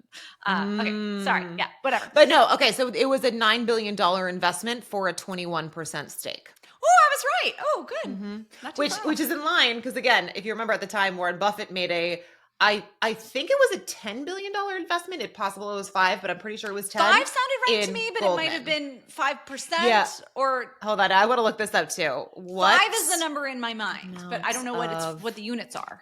Goldman did Warren Buffett invest 2008. You're right, 5 billion. Okay, so 5 billion, and Morgan Stanley was 9 billion. So anyway, so Adler then said, I don't know, they're everyone is just kind of racist. He says, we bomb them, they buy our banks, the world's turn. Eric then says that he came all the way essentially knowing it would take, hold on. He says, so Eric then is trying to get it back on target to what he wants to talk about. He says, Bill, I came all the way here knowing you. I don't envision what I need to say is going to take longer than 20 minutes. And Adler says, look, I can clear a full day for you tomorrow. So he then is going to set Eric up in this office, and he says, I have a surprise for you. You're going to love this. So they go up to a higher floor, right? So not on the trading floor. And he says, I thought you'd get a kick working out of your old mentor's office, Newman. Poor bastard worked right up until the end, and we haven't had any reason to move anyone in. I don't know if he knew that he had died. I assume he didn't. I feel like Eric was probably just learning. Oh, okay. But so as he's doing this, there was just a couple of things. He's Eric is picking up, he sees a MAGA hat, which at the time, this was 2020, 2021. I feel like there has been a shift in, now there's a lot more people openly supporting Trump. Trump is back in office now. Trump is back in office, that too. But also there has been a massive shift. I don't know anyone who was pro-Trump in 2020 that was finance New York. No. Now I know a lot more. But never in a million years would anyone have a MAGA hat? Valued their career, make their political opinions so well known that they had a hat or any kind of paraphernalia advertising that in the office. It would be 100%. So inappropriate. So I think the show writers know that. I do think they wanted to show something about what what kind of character they were trying to build with Newman. Yes. But you know, and it's in his office. It's a private thing. So like it wasn't out on the trading floor that he had like a MAGA hat or like a vest on the back of his chair. But even so, this is more for exposition purposes than reality, because no one would have that in There the is office. not a no one shot would in have hell. anything political. Nobody in New York City walked around wearing a MAGA hat. You would not see a single MAGA hat in Manhattan. I don't think I saw a single one ever when I was living there. Is it possible there are some now? Maybe. But I also think people tend to kind of like you also, I don't think I've seen anyone wearing like a Biden paraphernalia. You know what I mean? Like anyway. So yeah.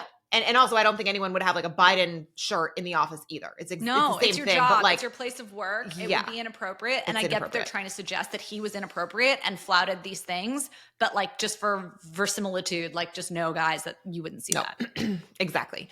So anyway, Eric then picks up a headset and he calls DVD and he's like, I thought I would give you the courtesy of acknowledging your email like multiple days late, as he's now in, New York City. And DVD says, yeah, you didn't get back to me. And people needed to get paid. So Eric says, you kids can't take a hint. DVD asked how his mandatory was. And, basically like you get away. And Eric is like, a holiday was far from my mind. In truth, I've been struggling to sleep. And DVD's like, well, why? And Eric says, you tell me. And he then said, DVD's like, the dealer board says you're in the Broadway office, which is just like Morgan Stanley. So Morgan Stanley was 1585 Broadway. Most of the other banks are actually like not on Broadway. You have, Morgan had like a number of like 6th office location. There was Neiman on 7th. But there's so many in Midtown, like at intersections near Broadway, because Broadway one's on diagonal. So like this is true. Yeah. But anyway, I thought that was interesting they picked Broadway. Like they mentioned Morgan Stanley a lot. I actually wonder if the writers worked at Morgan Stanley at one point, because they mentioned them more than like any other bank, at least in this particular episode. Well, I do think too, for lay people, it's a very recognizable term, right? Like that's true. They're not going to be like Moelis, like it's. But like, yeah, it's true. But it's like, if they're trying to be, it's so interesting because like when we were applying, it was Morgan Stanley, Goldman Sachs. Like those were the two, and Lehman, right? Morgan Stanley, Goldman Sachs, Lehman. Sorry, I forgot about them. They whatever, bankrupts. But those were like the ones that were kind of like held up in the pedestal. Those are the most prestigious. Now I've seen people who are like, I would take JP Morgan over Morgan Stanley, which back then, 100%. Well, no, hang on, because it matters so much. Like balance sheet was like, it's just the world totally changed. It did. And like, so it's a total shifting in the dynamics of how the industry works, that like having a huge commercial bank became like your biggest asset.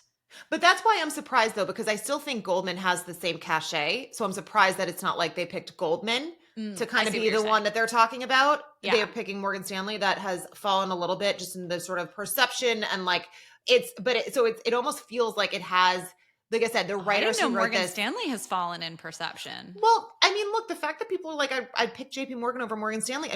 Nobody would do that back in the day.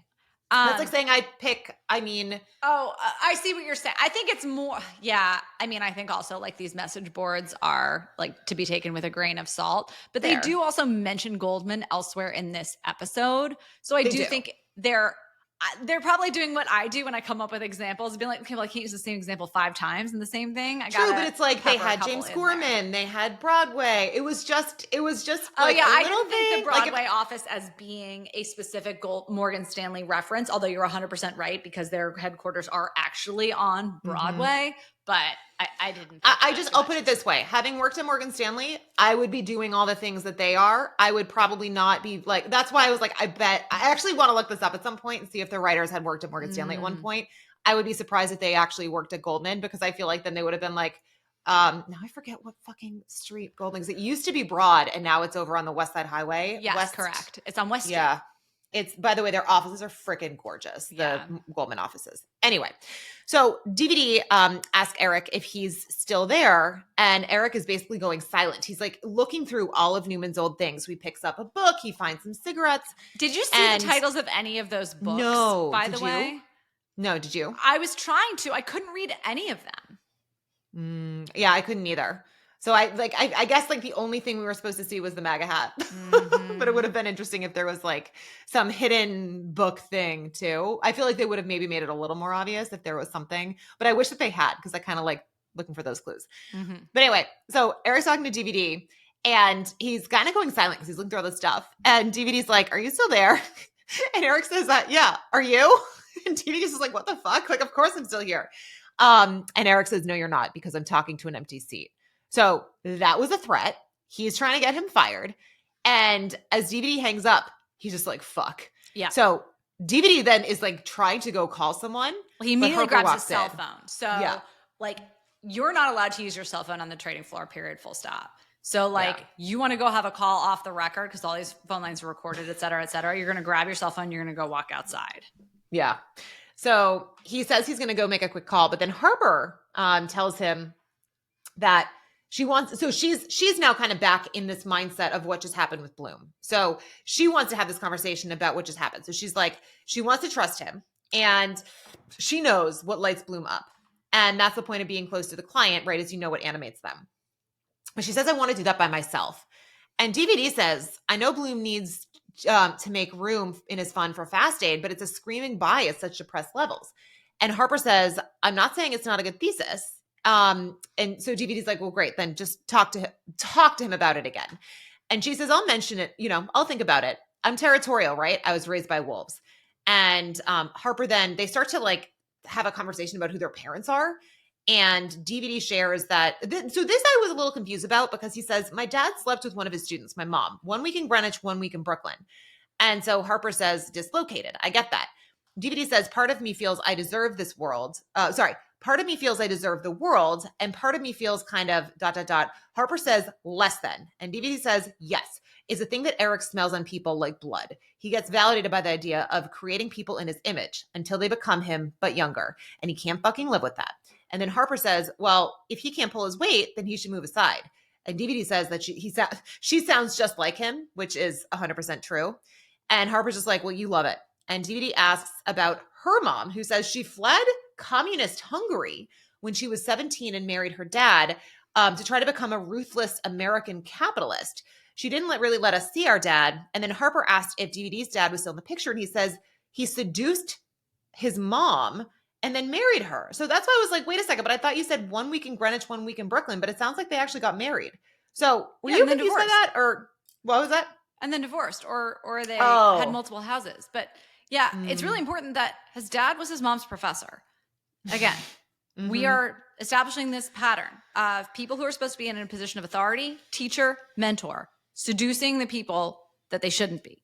We've got Gus, we've got Celeste, we've got DVD's parents. Like they are hitting you over the head with it in this episode, that these are the relationships that these people view as normal. Yeah. So then he starts to ask about her family, and this is the first time we get like more color. So she says that it was just her mom and her brother. And he's like, that sounds tight. And she says her mom was kind of a reptile. So it basically became her brother and her. So Harper and her brother against her mom, and that she had put a lot of pressure on her brother. So her brother ran away. And I think that's the first time we learn this. DVD says, well, he's in Berlin, right?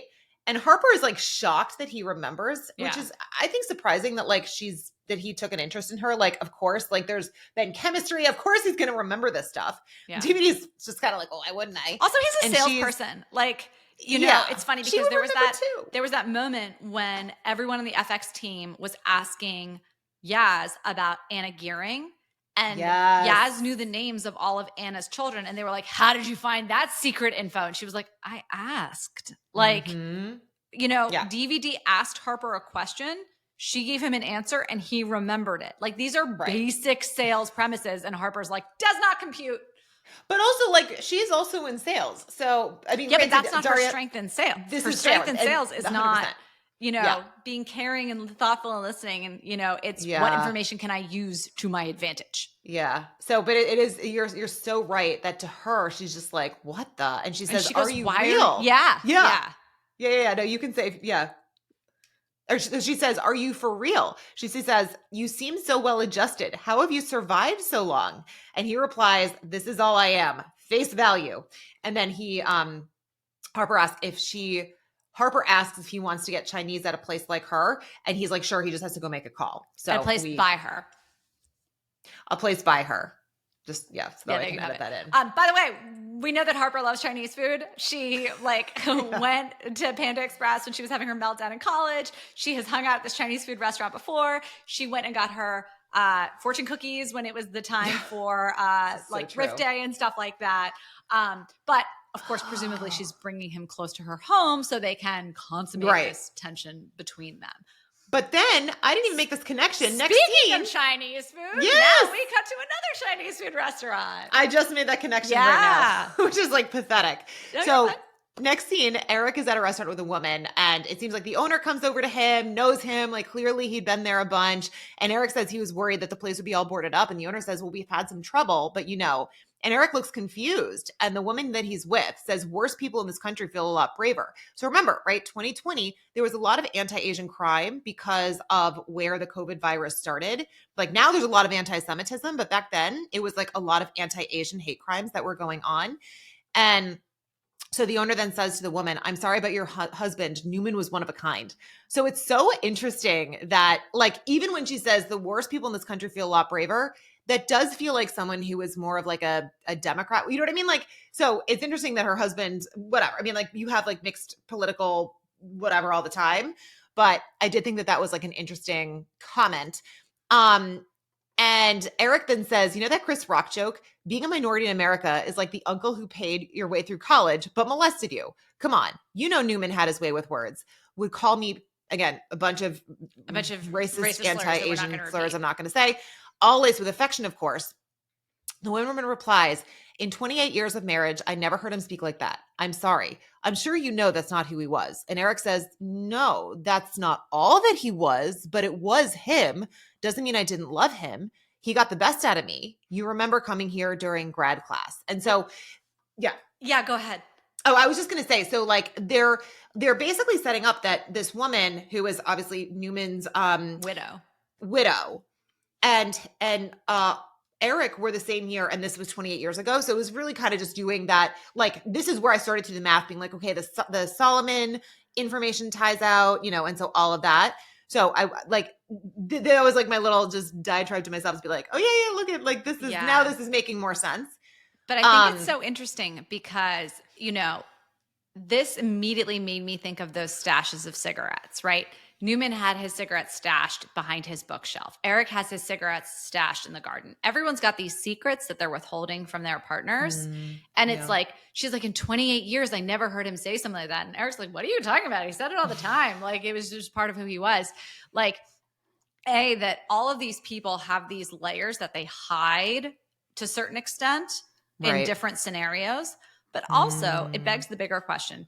Can you still, as Eric does, love and respect a mentor who basically you don't respect on a personal level, right? Like who can be bad to you in a number of different ways, like on an emotional level, but they forge you into the person you are. Should you still respect that person? Is it forgivable? This is a question that I have asked so many times about the various people that I worked for, whom I had complex relationships with. This is something that is very, very common and not really unpacked on Wall Street and pop culture. It's so important to talk about because people are complex, right? It's not all he was, but it was him. Is like there's another great line in this scene as well. There's so many like big life lines in this scene. And I just think that the showrunners did such a great job with that nuance here. Because by the way, that's Eric too with Harper.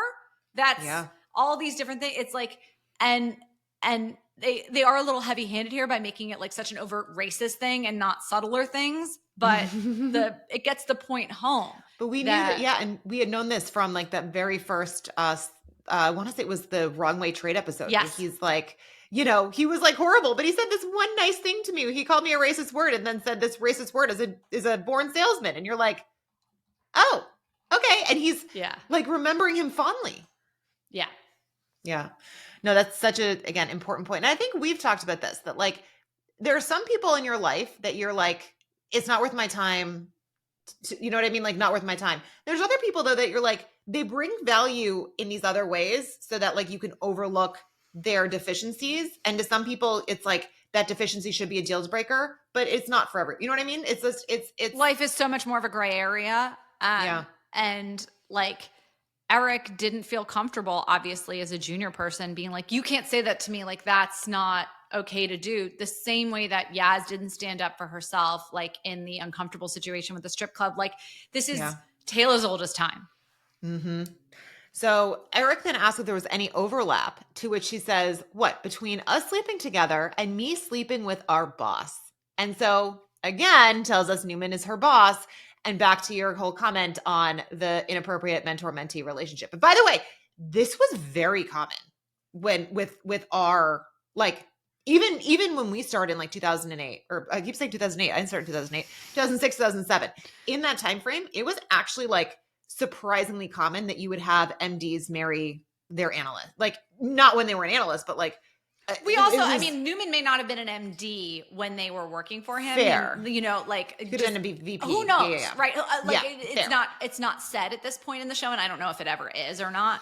But like, these workplaces are super messy. It's funny. One of the people who follows us on social media that we talk to a lot is a fellow Princeton alum, but a few years older than I am, and was like, responding to one of our comments about drinking on Wall Street and partying, whatever. And he was like, oh my God, it was crazy. Like, you know, these saleswomen would come in clearly having slept with their clients or with the traders or whatever. And I was like, I dated my clients. Now, granted, it wasn't like a tit for tat kind of relationship. And typically it wasn't someone I was like actively covering or whatever it was. But like, your circle of people that you're interacting with becomes so small because you're spending so many hours at the office, and then you're out entertaining clients. So like, all the people that you're having dinner with, talking to on the phone all day, blah, blah, blah, blah, blah. Those are the, like, it's like you go to school, right? If you go to Princeton for college, you're not gonna be like, oh, I'm gonna go find a boyfriend at UCLA, right? Like, this is your world. And so analyst class, like within your analyst class, everyone dates each other.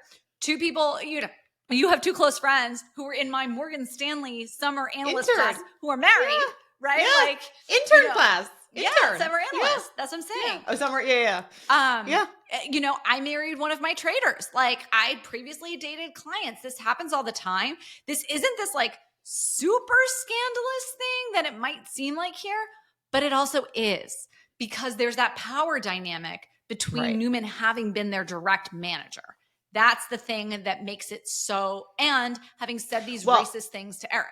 Yeah, I was going to say, it was funny because when I started dating my husband, we both worked at Morgan Stanley together, but I like formally I was introduced to him through my younger brother, who my brother was an analyst and he was his VP. And my brother and my husband was so worried that people were going to think that he was giving my brother preferential treatment because he was like dating his sister. So it was like, he would like hide that he was, you know what I mean? It would be like just meeting. If we were like going on a date, it would be like, and I would be like, oh yeah, I'm going to meet John. And my brother's like, oh, that's what that was. Like, anyway, it's just so funny because, yeah, to your point, the world, like when you're working all the time, there's only, and by the way, the universe is so small. So anyway, I thought that was another. Also back in the day, now you have to disclose every relationship. Like, hey, we're playing tennis together this weekend, right? Like there needs to be a form filled out and like 10 people in HR need to know. Back in the day, it was much more loosey-goosey, and these, dotted lines of like, when do you need to report something? When do you not? Right. Yep. So, all right. So back to the whole, there was then a disgusting scene with like a sex scene with DVD and Harper. We're going to skip that. I texted Kristen. I said, if DVD explained a swaption trading idea while his head was in between Harper's butt cheeks, I missed it. So we're not going to talk about it here. It was so, okay. I mean, it was, I can't. So fast forwarding. So, we're now back with Eric and Newman's wife, who I don't think we actually ever get her name. I just always remember. I didn't know her name either. I have Newman's widow here everywhere. Yeah. I should be like, we know I should call her Newman. Yeah. Well, which is probably true because that's probably his last name. That's what I'm saying. Maybe she took his last name. So, she asked what he wants now. And he's like, I want the check and some sleep. So she says, I love that focus. A man passing through on a contract. Who's going to get got? And he replies, it's like he's John Wick, like he's an assassin. Yeah. And he replies, reasonable people doing reasonable things. Where does that get us? And she says, unreasonable people doing unreasonable things. That's how we begin to matter. And Eric says, my God, he really fucks us up. So I imagine these are both Newman quotes. Well, I had ChatGPT also like help me figure out what the fuck this meant. Is that another literary reference that I didn't get? No. I just was like, help me understand what this means, because it like clearly was profound and blah, blah, blah. And so, again, per ChatGPT, He says Newman's wife acknowledges Eric's intensity and focus. The man passing through the contract suggests that Eric is someone operating temporarily or with finite tenure, yet his presence is impactful, perhaps even disruptive. Okay, ChatGPT is fucking stupid there. She's comparing him to an assassin. Okay, so clearly that's wrong. Well, no, it's a stupid level reading. Yeah. The who's gonna get got is just like, to your point. Assassin, sort of the, yes. I don't need ChatGPT for any of that. I need ChatGPT to know if unreasonable people doing unreasonable things is okay. So let me start with the first one. The reasonable people doing reasonable things. This is its take. It says Eric seems to question the value of playing by the rules or acting rationally. He implies that reasonable behavior leads to mediocrity or stagnation in environments that reward aggression and boldness. And then she counters Eric's skepticism by saying that real significance comes from rejecting reasonable behavior, playing it safe, and greatness or mattering involves risk-taking and unconventional action. It reflects the idea that bold moves define success in a cutthroat industry like finance. Yes, totally agree. All of that I think is clear. The question is this coming from someone other than Newman? Like, because they are saying these lines like they are familiar to them. Then So it probably was Newman. That's what I'm assuming. And my only question was, is there another source, or is it they're attributing this to Newman and saying he used to say all these things to us all the time. They're so deeply ingrained in our consciousness now that we can recite them. And like, God, he fucked us up. Yeah.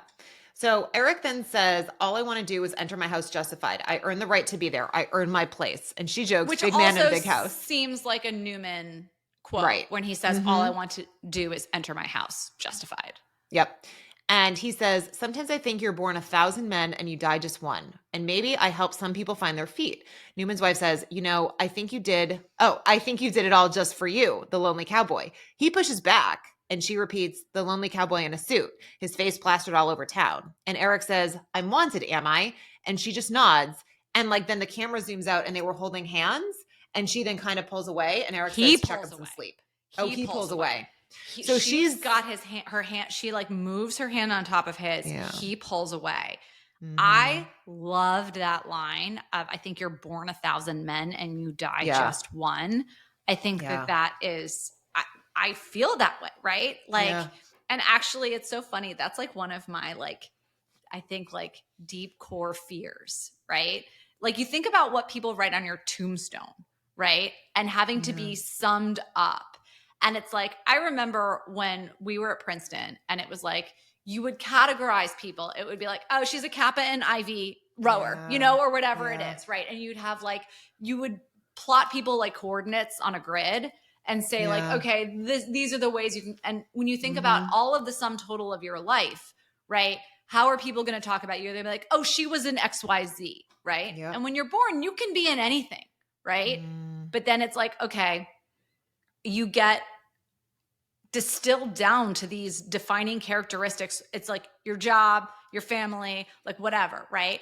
And then you have some people who are just so much larger than life, right? And it's like, oh, they made this huge impact on the world. I think Eric wants to be that larger than life legend that Newman has become in all of their minds, right? Yeah. As problematic as he was, that he's now being quoted and his wisdom is being passed down into them and then therefore into generations of future salespeople and blah, blah, blah, blah, blah, blah.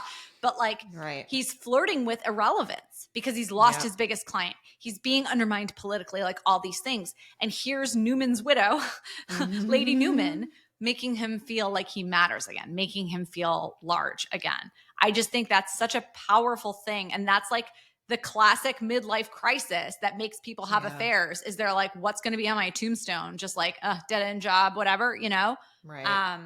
And so, well, I think though it goes back to what you were saying also about in the very beginning, how there was the two different ways that we see Eric. It's like you see him in the office, you see him with his family. Like they're two separate people that you're like, I almost feel like I shouldn't be seeing this. Yeah. And or even just when he made the comment about like, well, that's not all he was. Like he was a racist person, but like to Eric, he also had these other characteristics that weren't always just, this one thing, but it's like this idea of us all being like, depending on where you are, it is so interesting how like you're viewed some way. I mean, it's like when you go back, if to your childhood house and it's like, you're kind of transformed back, or like if you're put in a situation where you were when you were a kid and you're like transformed back into that person who at one point you were, but you do change and shapeshift. I mean, the person and like the self who I saw myself as when I was in middle school was so different than the person I saw myself in college, then I saw myself working, then I see myself now.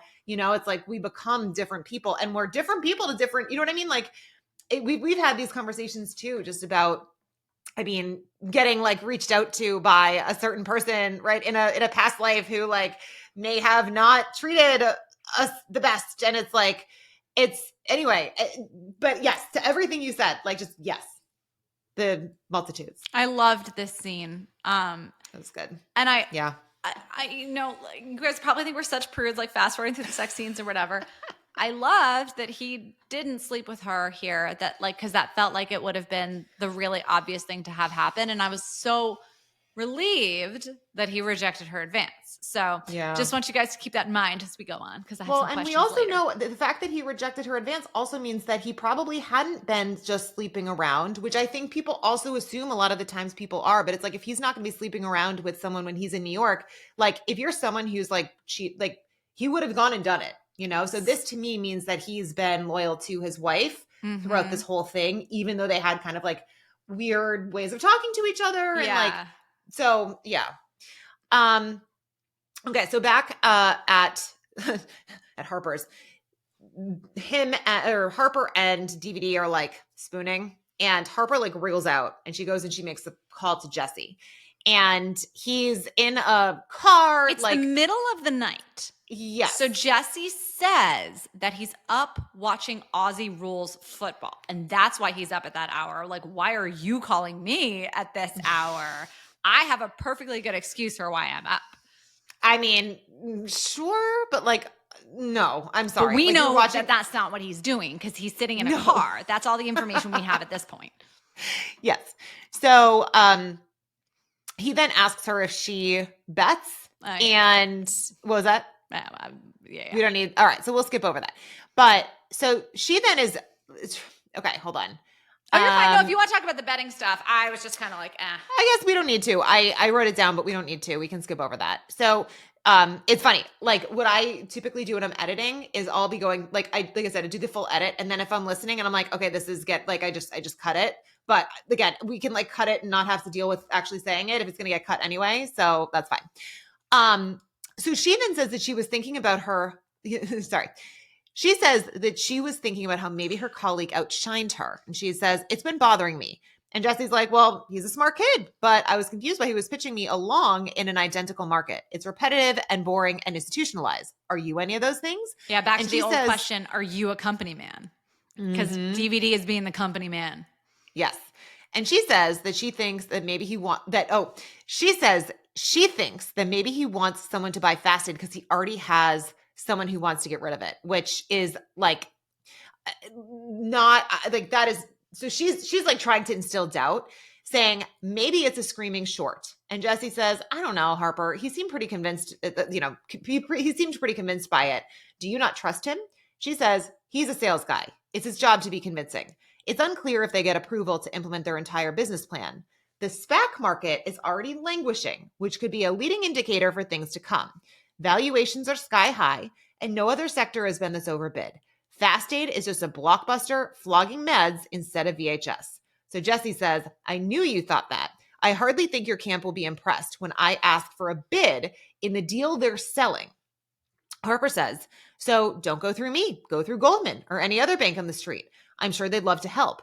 And Jesse laughs. He's like, so you're pitching me against the house view and sending your flow to a competitor. She says the best idea wins. He asks, what's the best idea? She says, mine, Jesse, the one that thrills you.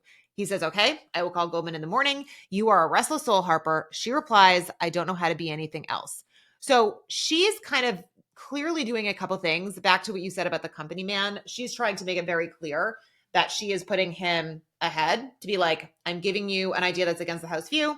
And I also don't want you to go through me. So I'm not going to make any money off of it. Because she's like, I basically want to cultivate this relationship. But there's also a lot of other like finance stuff in there. So I don't know if you want to start because there's. Well, what we can start with this is just just the mechanics of what's happening here, which you just spoke to. And to be clear, for anyone who's trying to wrap their heads around that, around what's going on here. What Harper is saying is there are two reasons why any salesperson pitches an idea. One is client. I want you to make as much money as possible. I want to help facilitate that. Here's a smart idea to make you money. End of story. We're going to charge bid offer on the trade. We're going to make our money that way. Everyone wins. We're happy. Then I have another client on the other side of this who needs to do something. I need to find the offsetting risk. So for a seller, I need to find a buyer. So I'm going to come up with a convincing reason why someone might want to buy this. And listen, 50-50 coin flips with half of these things most of the time, right? Yeah. So like somebody wants to sell, somebody wants to buy, but like there's information asymmetry involved in that kind of salesmanship. And that's what Harper is effectively accusing DVD of or implying that he's doing. That he knows a reason why it might not be a buy because in fact, he knows someone who wants to sell it for very specific reasons. Regulatory approval not going through, valuations being too high, the SPAC market, which we can talk about being something that's not going to help it be actually an acquisition target because that's how many of the IPOs were getting done, whatever it is, right? Blah, blah, blah, blah. So therefore, you should, instead of taking DVD's idea, go completely the other way around. Borrow shares of this stock that you do not already own and sell them short, playing for the price to go down. And as you said, don't do it with me where we could collect the bid offer on that. Do it with someone else so they will get all the benefit from this. So it is a lose-lose-lose for PeerPoint and only a win for Harper, which makes me think this is the kind of conversation that you would have if you were auditioning for a job at Jesse's firm. I'm like, she doesn't want to be at PeerPoint anymore. She just wants to go work on the buy side. Like, I was like, she's done with this. But I actually think it's more she's trying to like make sure she doesn't lose Jesse as a client to DVD. So I think she's trying to, because she knows that he is starstruck. He's not going to sit there and like start pitching him so that like he can, sell. Like he's actually trying to get, and she knows that, you know what I mean? Like he said, it's face value. She knows who he is. And she's trying to position him as this person. Simple though? Like I do think she wakes up after having been seduced by him and is like, wait, did the teacher just seduce the student? I thought I was the teacher and he was the student. Did I just get played? Yeah, I still think he's kind of he may be. I think given what happens at the end of this episode, I saw a side to him that is much more than face value. And so wondered if like maybe he's smarter than he looks kind of, but I could be wrong. don't think, I think he just is. I think he's kind of your like, yes, like weird, like there was like the weird part, but I don't know. I do think he's kind of like the stand-in for someone who was like a good moral character, right? He's sort of like your counterpoint to Eric, right? Your counterpoint to Harper. So I wouldn't trust him if I were her to not try to steal Jesse, but I think she knows that he's not sitting there trying to screw Jesse over just because he has some buyer. You know what I mean? I actually think he's trying to impress Jesse because his goal is to win Jesse over. I think like in also his makes perfect sense. Yeah. And I think she knows that. And that's why she's like, I'm worried. Like I couldn't sleep because I was so worried that my colleague has outshined me. Let me start to plant the seeds of doubt into why you can't trust him and why you need to trust me more. I think she's basically reasonable trying as well. That was just my read is like, she's trying to almost like prove to him how loyal she is, that she is putting him above everything else, even going so far as to like, so I don't know that it's like her trying to necessarily position herself to like, go work for him. I really think she's just trying to make sure she's not going to lose her client to a colleague. So that was my read on it. No, I agree with all of those interpretations and don't disagree with any of them. I just think, but again, it could be also that what you said is such an extreme way to do it. Like that she thinks that she would literally rather punch PeerPoint in the face than risk losing this client to DVD. Yeah. This is not someone who wants to be a salesperson at this firm. That's just like, she wasn't paid well. So I think that it's definitely something that she could be thinking about. Like they literally had the conversation just cares about earlier. herself. Yeah. But to your point, a couple of things just in the finance sort of realm of things. Yeah. So the SPAC market, I do want to talk a little bit about that. So we actually have a episode on the big podcast. One of our absolute favorite ones was essentially like a review of the Hulu show We Crashed. Apple and TV. The TV, the Hulu show, right? Apple TV. Oh, okay. Well, anyway, sorry. It was a review of, I guess, the Apple TV show We Crashed, which is all about WeWork. And it was this, again, almost like interesting case study of a failed IPO where you had Adam Newman, who, was the founder, CEO of WeWork. They had this failed IPO. He ultimately gets forced out. And then they do end up going public through a SPAC. So SPAC stands for Special Purpose Acquisition Company. And it's almost like a blank door into going public. So what happened with these SPACs? Blank they were check like all or back the rage. door? Choose one. What? Back door or blank check? You said blank door. It's a back door into going public. And I'm going to explain exactly how that works in just a second. But the basic idea, this is something that we saw a ton of in 2020. All these companies were going public via this SPAC. And the way it would work is that you have a sponsor, like this person, Chamath Palihapitiya, one of the co-hosts of the All In podcast, was a famous one who did a ton of them. But you had like tons of like random people who were, like Martha Stewart, like, again, crazy names of people who were just like, I'm going to be the person, the sponsor, like doing the SPAC. And they would go out. It could also just be a traditional private equity firm too. I don't. Like Neuberger Berman, yeah, but not private equity. Not really private equity firms. What is Neuberger Berman? Is Neuberger? I always thought they were just like a bank. I don't know. I did a bunch of training at them. I don't think of them as a private equity firm. Are they? They're an investment firm. Yeah, they're an investment firm. They're not like what I would think of as private equity. 100% private equity. But they're not doing like leverage buyouts and stuff. Like they're, I guess, investing in private companies. Doing leveraged buyouts. No, I know that, but I'm thinking of usually when I hear private equity firms, I'm thinking more growth equity, and I'm thinking more like, I don't know, I would call them an investment firm. I wouldn't categorize them as a private equity firm. Like in my head, I just like private equity is more growth equity and like traditional buyout.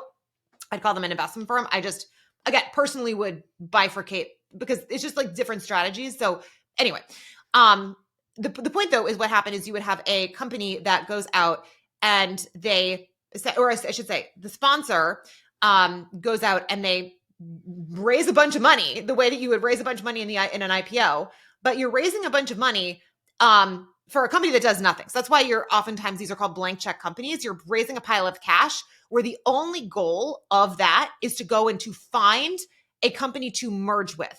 And by merging, because again, this SPAC is public, it's publicly traded. Again, trading solely based on like the sponsor and possibly maybe the fact that it's going to, buy a target in some particular sector. But it's, again, this blank check company, no financials, no nothing. It's just a pile of money that has the goal of going out and buying or merging with another business. So what happened again in 2020 is you had all these retail investors who were, buying like into this. And so the SPAC market was like a huge bubble. And a ton of companies did go public via SPAC. What was the one? SoFi, you had, I feel like I should look up a number of the names. There's like a whole bunch of companies that, WeWork was another one. So there's a whole bunch of companies that went public via these SPACs. And then ultimately they start like that market just completely tanked. So like it was something like in the couple of years post these companies going public via SPAC, their valuations dropped like 90%. Like it was so much money was wiped out. But the point, though, is what Harper is saying is that the SPAC market, the fact that their share prices are all like collapsing could be a leading indicator for things to come, meaning the fact that like valuations are sky high, like everywhere. No other sector has been overbid this much, meaning the valuation isn't so high as much, whatever. And that fast aid is, think about the Blockbuster, which eventually did go bankrupt, right? Fast aid is just Blockbuster, but instead of selling or renting out traditional VHS, right? It's selling meds. So the takeaway here is I think she's trying to be kind of quick on her feet and convince him why fast aid is a bad idea, even though it's not like I still am convinced by what I am much more convinced by what DVD had to say versus what she has to say. To me, this is just her trying to come up with a justification for why he should not trust DVD and why he should do the opposite thing. but it feels kind of like, because by the way, we know what happened between 2020, although 2022, I think was a bad year. 2023, 2024 were obviously amazing, but I still like, this is all about her. And I just feel like she doesn't even have Jesse's best interest at heart. She's just basically trying to be like, I want to prove to Jesse that he is my number one. Pick me. Yeah. Yeah. Just pick me. And by the way, fun scene at the end of this. We realize he's in a car and he leans across and opens the door for a prostitute to climb into his car, who then sits there and waits and listens to the end of this conversation. So we learn that he's out up to no good or whatever. And again, for me, it was just like hitting you over the head. But like, okay, I love some of the subtlety around the relationships here. I was really happy that Eric didn't immediately like flash forward to rolling around in bed with Newman's widow. Like, Jesse has to be going out and soliciting prostitutes? Like, Jesus, this is a bit much. Yeah. So, all right. So then the next scene is Yaz at her place, and she wants to have this conversation with her dad. So her father comes downstairs. She's set out this whole nice breakfast spread, and her dad is like, oh, what's this for? You're making me feel tremendously loved. And Yaz says that, you know, she's been trying to get Maxim to give her the access to their account so PeerPoint can start to do the due diligence, but he's being a brick wall. And her dad, so Charles, he replies, you know, he's hot-tempered, affairs of the heart.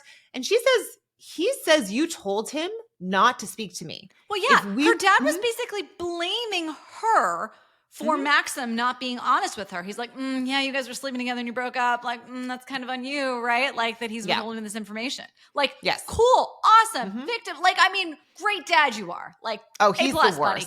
Yeah, he's the worst.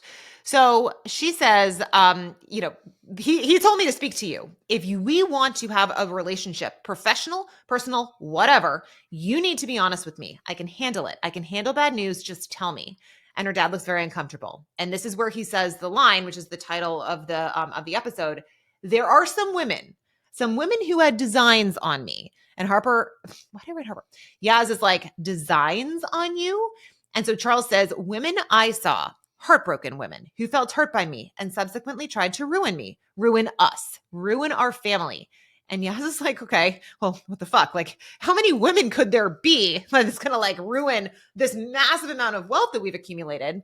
And he says, I don't have to tell you I've had affairs, bitterly regret that. And whatever damage it did to this, I was young, all ego, or it actually. Again, Yaz is like, sorry, what does this have to do with our family money?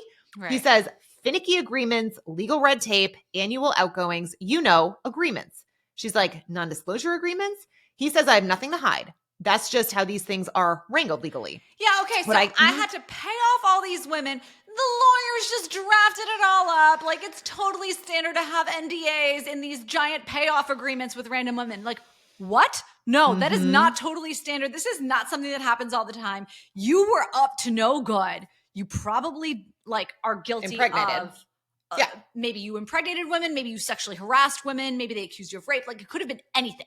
And then you are paying these women off. I mean, it made me think of Succession, right? I was like, again, we had Yasmin who grew up using the term not real persons. And there were all of these accusations of sexual wrongdoing and murders and cover-offs and payoffs and rapes and all those things happening in the cruises division of Waystar Royco. It's like her dad is a mini cruises division, right? And is bleeding money through all of these payoff agreements to these secretive women. Yep. So she basically is like, you knew I would find out about this. Like, as soon as you brought our money to PeerPoint. And he's basically like, yeah, no, I think it was my way of letting you know. So I'm a coward and this is my way of basically letting you in on this. This like, was my subconscious way of telling you what? Yeah. I mean, what, like. Yep. And so she says, okay, again, she's like, this is all whatever. She's like, I know you're a fucking horrible person. The only reason we have a relationship at all is I'm basically doing this to like put up pretenses because I want your money. And so she's like, I want to manage your money. I want to manage your money. Right. Sorry. She doesn't even want his money. She literally just wants it to like get ahead at work, which is like the funniest thing. That's like the craziest part of the whole thing. Exactly. But she says, okay, but as far as our money is concerned, do we still have any? And he asks what she means. She's like, do we have money? Are you wealthy? Yeah. And he's like, well, of course, generational, many lifetimes over. And she smiles, but is also kind of like, well, what the actual? Well, it's funny because she seems relieved. And by the way, throughout this whole line, they have Mozart's Requiem building, which is like typically the song that they play in the movie when the villain's like true scheme is revealed, right? Like you have that big moment of horror when you finally realize that like the best friend was the murderer all along or whatever it is, right? Like, and it's like, it's so funny because he has revealed that he is like so many echelons of terrible, worse than we ever thought. And she's totally unfazed by that. And it's just like, well, she doesn't care. But that's the thing. She knows that he sucks. She knows he's a horrible person. I don't think she knew that he sucked on like such a legal degree. I think she just thought that he was a cad. Now she's realizing that like he's a cad on like a criminal level. But again, doesn't matter. Like it's just at the end of the day, this family is so shitty that she's like, okay, but like, are you still institutionally wealthy enough to be a PeerPoint's client? Right. Like, do I? Yeah. No, it's, but again, you've seen so many times where it's like, he is a horrible person. And I feel like she has come to terms with this, not to this extent, but she was kind of like, I think it's one of these things where you're like, okay, but like, I knew you were probably having affairs. I knew this was going on. Right. What the fuck does this have to do with our money? Like, this is all stuff I know because I don't like, he still has not like, he's not being completely honest, like about stuff, but yeah. Oh, great. So there's more. Can't wait. So next scene, on the trading floor. So Nicole is calling Robert and he's ignoring it. DVD again. Like he does this a lot where he tells him to pick up the phone and Robert's just like, she'll call back. And Harper turns around, like obviously clued in that she now knows there might be something more with Nicole and Robert because he's acting hurt, right? It's almost like he's pouting because he knows that she had made a move on Harper. And again, it like is personally affecting him. Yeah. So the next scene, again, back to like this weird nut. I'm not really sure what this moment at the end of that scene where this might have been a closed captioning fail. So it flashes to Eric. I'm sorry. It flashes to Robert's face. DVD has turned around and sat back at his desk.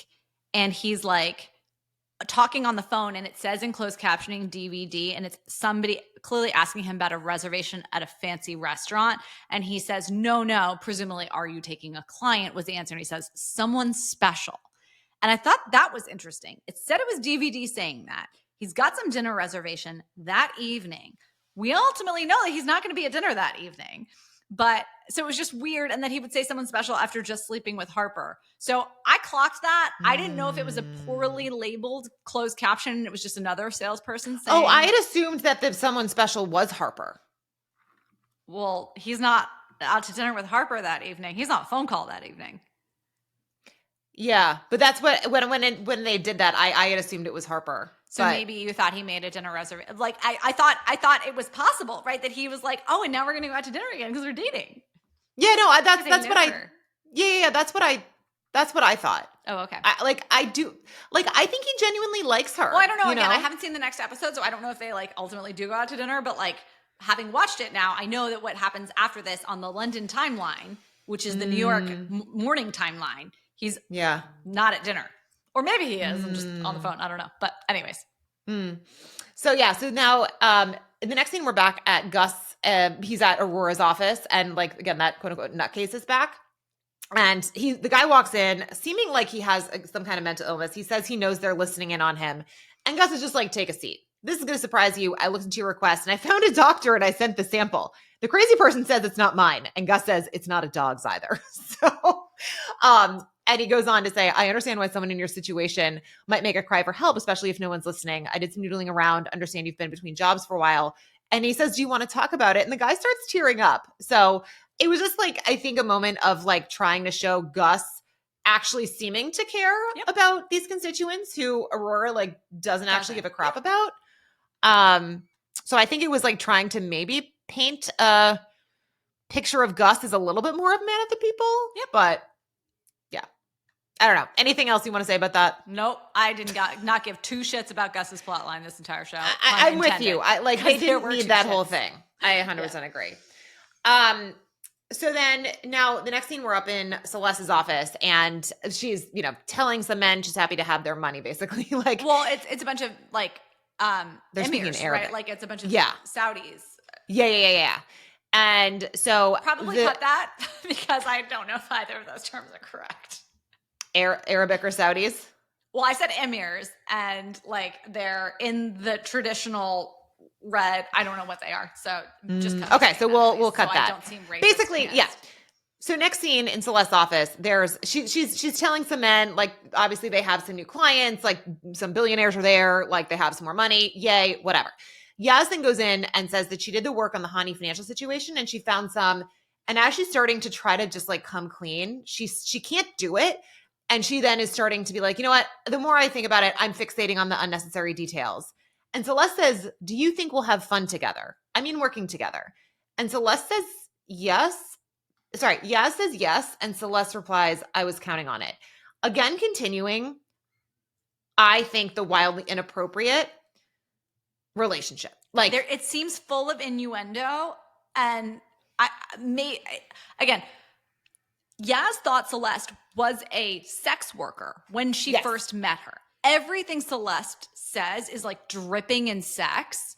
So I feel almost guilty assuming the worst about her intentions, but that's what it seems like unequivocally in each scene. Like, yeah. Yep. So anyway, 100%. So now we're back in New York City. Eric's in bed. He's pulling his shoes. He's getting ready to like go into the office in New York City. Hang on. He's like super restless, right? He's like tossing and turning. He gets up. He shines his shoes naked, sitting in a hotel chair, which stresses me out. But like he seems unhinged. He's in the elevator, and they're playing the same song that they were playing when he went to the office the first time. It's like this is what you want. This is what you get. Like it's this like like it's this like pumped up song. When he first went in, they called him the Terminator, right? Like he's going in. He's all buttoned up. He's got his tie on. And when he's in the elevator going up, he rips off his tie and opens up his collar and like kind of messes up his hair. Kind of like he's evoking this old school sales guy. When you hear the stories about what the guys on the Solomon trading floor looked like, they looked rough and tumble. They didn't necessarily look the clean, polished part. And I feel like that's what he's actually trying to evoke physically here is like this old school sales guy who's like, you know, don't mess with me. Yeah. But we see him waiting outside and he finally takes that cigarette and he lights it. So I think like, that's why I actually think 100% what you had said about the war thing is spot on. He's like leaving that for the luck because now he needs the luck going into this meeting with Adler. So as he's in the meeting, he's pitching Adler. He says, revenues were up across the floor. He says, revenues across the floor are only up 10%. CPS London is up over 30. Every member of my team is up year over year. So why are you paying us less? All roads lead back to Daniel. He moves as if he has the confidence of your blessing. I believe you've conspired to pay us down, to make us look expendable, and then conflate us with New York. Eric sits down and he says he wants Daniel gone. He's an ED. He's expensive. I'm nimbler without him. And he says, or are you forcing me and my team to look for bids away? Because there are plenty of shops that would take us in a heartbeat and pay us what we're worth. Adler then says, shall we look through the data? Numbers don't lie. So he tells Eric to that. Let me just be clear for anyone who's listening to that. For you to say to the head of a division, or do we need to look for bids away? That is the ultimatum of like, if you don't propose to me on our vacation, we're breaking up. That is an ultimatum you can't come back from. Like he is laying it all on the line here. You do not threaten a manager of yours that you're going to go seek a bid away unless you have one, which we, by all accounts, we've seen enough of Eric's doings. We don't think he has one. I don't think he has one to the best of my knowledge. So like that is a huge bluff to bring into play here. And actually it's funny. I made you skip over the gambling stuff with Jesse Bloom, but now just thinking about it, like I now have gambling in my mind. Whatever. It's fine. It doesn't matter. Well, yeah, because he's bluffing, right? He's bluffing. He's not bluffing. He but is like playing a big fucking poker hand here, and he's got like a 2 of spades and a 3 of diamonds. I'm not a poker person, but you know what I mean. Yeah. So Adler says, shall we look at the data? Numbers don't lie. And so then he tells Eric that the average comp is actually up 30% on your team, but the overall desk pool is down because you're down. Your production has dropped from 75 million to 40. Your quartile ranking has dropped 2 places. He said, I had to rub my eyes. What the hell happened to you? He said, the truth is paying you down 40% leaves room for further reduction now that Phelim is gone. Your comp to production ratio is still the highest. Eric's like, you're paying me down? Adler says you're a weight on your team. And Eric is like, for the last fucking 4 quarters out of what, 100? Adler says yes, but they're the only 4 quarters that matter. So Eric is like, well, I assembled that team. Their achievements are mine. And Adler's like, look, I bet they're grateful, but you and I are bigger than the team talk and the 360 review lukewarm water. If you stop producing, you're simply a cost. Eric is like, have the grace to look at me in the eye when you do it then, right? Which is, again, goes back to your war commentary. Mm-hmm. I looked you in the eye when I fucking hired you. And Adler says, you know, nobody owes anyone a tomorrow here. Eric says, please don't let me go. Now he went from like the puffed up, like, you know, fight to basically like pleading for his life, essentially. Yes. I mean, talk about the ultimate mentor-mentee fucking. Mm-hmm. We are now realizing that Eric was Adler's mentor and his mentee is now fucking him in the only way that matters. It was. And DVD was his mentee too. Right. We haven't even gotten there yet. Yeah. Well, but yes. This is awful, but I will say this is so accurate. You know, for Eric to be like, oh, the last 100 quarters that I've produced so well for this firm, you're like, it's a what have you done for me lately every year with your compensation. It really is only about the last year. And when he says paying you down makes more room, I didn't actually understand exactly the way he phrased that for room for further reductions. But basically, each year, your pay comp can only vary so much relative to the year before. So if you get paid $1 million one year, it's very hard to get paid $2 million the next year. They can only really pay you up or down a relatively small percentage. So it's unlike on the buy side. On the buy side, it doesn't matter. But like at a bank, it's very hard to justify paying someone at the managing director level up more than a certain amount. But you can pay them down as much as you want. You can give them 0 for a bonus. So if you knock someone down massively, it's a long road for them to get back up to where they were because it's the percentage increases. It's like you used to talk about with hedge fund returns, right? If you're down 50% and then up 100%, you're not back to where you started, right? And in this case, if they knock him down 40%, they can probably only pay him up like max 10% the next year, even if he has a banner year. So this is a death knell. Yeah. So Adler then says, I'd never just let you go. We've been talking. We've got some news. And then DVD comes on the speaker and says, They mean girls him. He didn't know he was on a conference call. DVD, I don't think so, right? Like, no. He didn't know DVD was on there. Yeah, Eric looks shocked. Yes. And so you experience the shock at the same time he does when DVD's voice comes through the phone. And I was so excited. I spoke over you. So what does he say? Oh, so DVD comes on the speaker and he says, we're moving you up. And so then they explain what this means. He said, so Danny here mentioned you had a chat yesterday. He got straight on the phone and to figure out the next best steps for someone as loyal as you. So we know that as soon as Eric said, I'm speaking to an empty chair, DVD called Adler. Yep. So DVD then says, we want you to run the client relationship effort across Europe. Eric is like, you both know what CRMS is? DVD says, shorter hours, less stress, increased interactions, socialize away from the melee of the floor. Eric says it's a retirement home. And Adler says, more time for your family. You deserve this. For what it's worth, I think you look better in a tie. And we had just seen Eric come in, rip the tie. You know what I mean? Like, because he wanted to be like the big guy on the trading floor. So we have gone from Eric's wife saying, why don't you step away from the office and spend more time at home, to now Eric just getting totally assassinated as far as what he wants and desires from the 2 people whom he had mentored and hired and brought up in the business. This feels like they just killed off Ned Stark. Like, yes. And we talked about this in a prior episode. You had said like, ooh, SRM's going to come back or whatever. And I didn't know this, but it's funny because senior relationship management for a lot of salespeople, again, I think I've referred to it as like the nice iceberg you float off on. Yeah. Like when you, for whatever reason, are ready to kind of be done with being a line salesperson who's deeply tied to the P&L, who's living and dying with every single trade. For whatever reason, this is a path for many people. And working in the SRM, by the way, can be a whole career in and of itself. But it is very different than being the kind of salesperson that Eric is and wants to be. It is an office job. You are basically only being called in to talk about like the big, oh, we're doing this thing at the IBD level and sales and trading isn't playing nice. You need to go like put out a fire or whatever.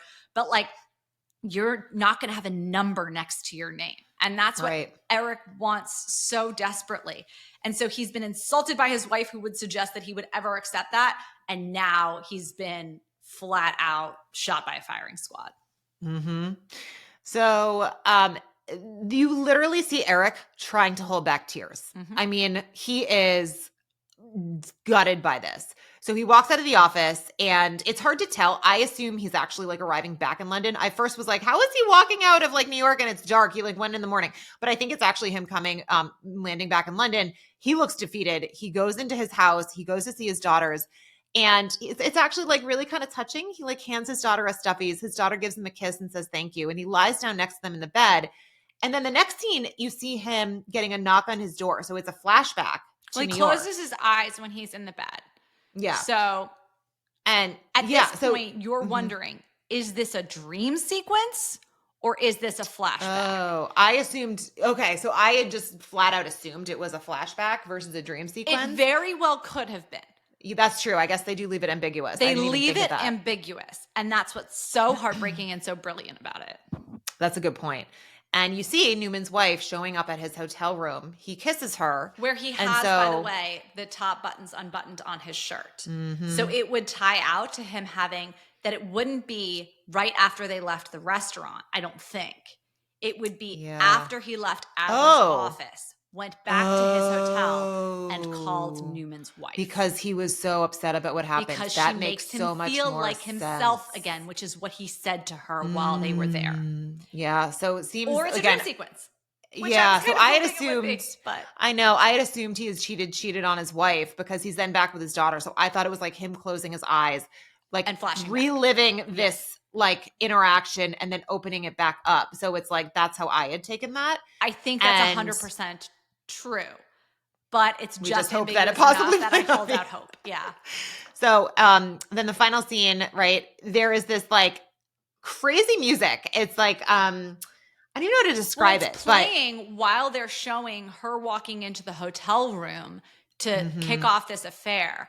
And I don't know what the song is. I didn't see the I didn't either. Like who it was by, but it's almost the like lyrics. off-key. The lyrics of the song are the myriad choices of his fate set themselves out upon a plate for him to choose. What had he to lose? Which of course makes you think back to what Eric said about you're born 1,000 men, but you die one man. That his fate has been sealed. That is why he's making this terrible choice to cheat on his wife. Right? Like it's very tragic. Yeah. And so he, like we said, so he's now back in the office. He has his box of stuff, leaving the trading floor, going up to his new office, stark contrast again with the trading floor, quiet, like nothing in there. There's a gift, right? It's a tie. He opens up this tie and he looks out over London again in his office. And then you see it and it's this off, like, again, I'm trying to, out of tune, like it's like just very it's like cacophonous. Well, yes. You know, it's funny because when the average person thinks of the corner office is like this dream, right? It's like, oh, if you're in a corner office, like you're a person of power or whatever. This is the world's saddest corner office because A, it's in London and so it's bleak and cloudy outside, but B, it's covered by scaffolding. So like you can't even see out, and with the lines of the scaffolding crisscrossing across the windows, it looks like a cage, right? It looks like a prison. So he has gone from the freedom of the trading cell to being caged in the prison of SRM or CRM. And again, it's worth noting that like even on the trading floor, there's offices down there. Nobody freaking like rarely are they used. Like the MDs, the head, like they sit oftentimes on the floor. Yeah. But I literally was like worried. I'm like, is he going to do something to him? Like I was worried for Eric. You're like, all right, is he going to strangle himself with this tie? Yeah, I was worried something bad is going to happen. Like, I'm like, you know, as I'm watching this, just like really scared. I'm like, don't do anything to, like, I still like him as the best character, even though I do too. You know, has his flaws. Like, I still think he's the best character. Like, please don't do anything to him. So, yeah. So that was how we leave that episode. So we need to do bullish and bearish. So I am bullish on I'm very bearish on Yasmin. Nothing's coming up Yasmin. No. I guess I'm bullish on DVD after his power play. Like, he may not be getting Jesse Bloom as a client, but he may be the new head of CPS. So yeah. How about you? I'm probably would pick the same people. I guess I'm going to say, I'm bearish on Eric because I'm worried about him. I'm literally worried for his life. Are they going to do a freaking Ned Stark on us and like eliminate him from the show? Like, this that's was what I worse was than when they thinking. fired him in season 1. Like, Yeah. this felt more final. Yeah. So I'm bearish on Eric, and then bullish. Gosh, the only person I can say is like Harper. Harper and DVD, Gus! but more Harper. Gus, Yeah, Gus. The shit work he's doing seems to be coming around morally. I don't know, but the affair with the high schooler off. Everyone sucks. Everyone's always complicated and evil on the show, and I fucking love it. Anyway, so thank you guys so much. Definitely listen to if you want the sort of corollary to some of the trading and like equity long short, we have a really awesome interview with a portfolio manager who manages an equity long short book. She also happens to be a mom of 4, which is like wild, and she works with her husband. But so that'll be coming out on the main podcast. And thank you so much. If you are enjoying this, please leave us a written 5-star review. It really helps us grow. And thank you guys so much. And we will see you next week. Bye. Bye.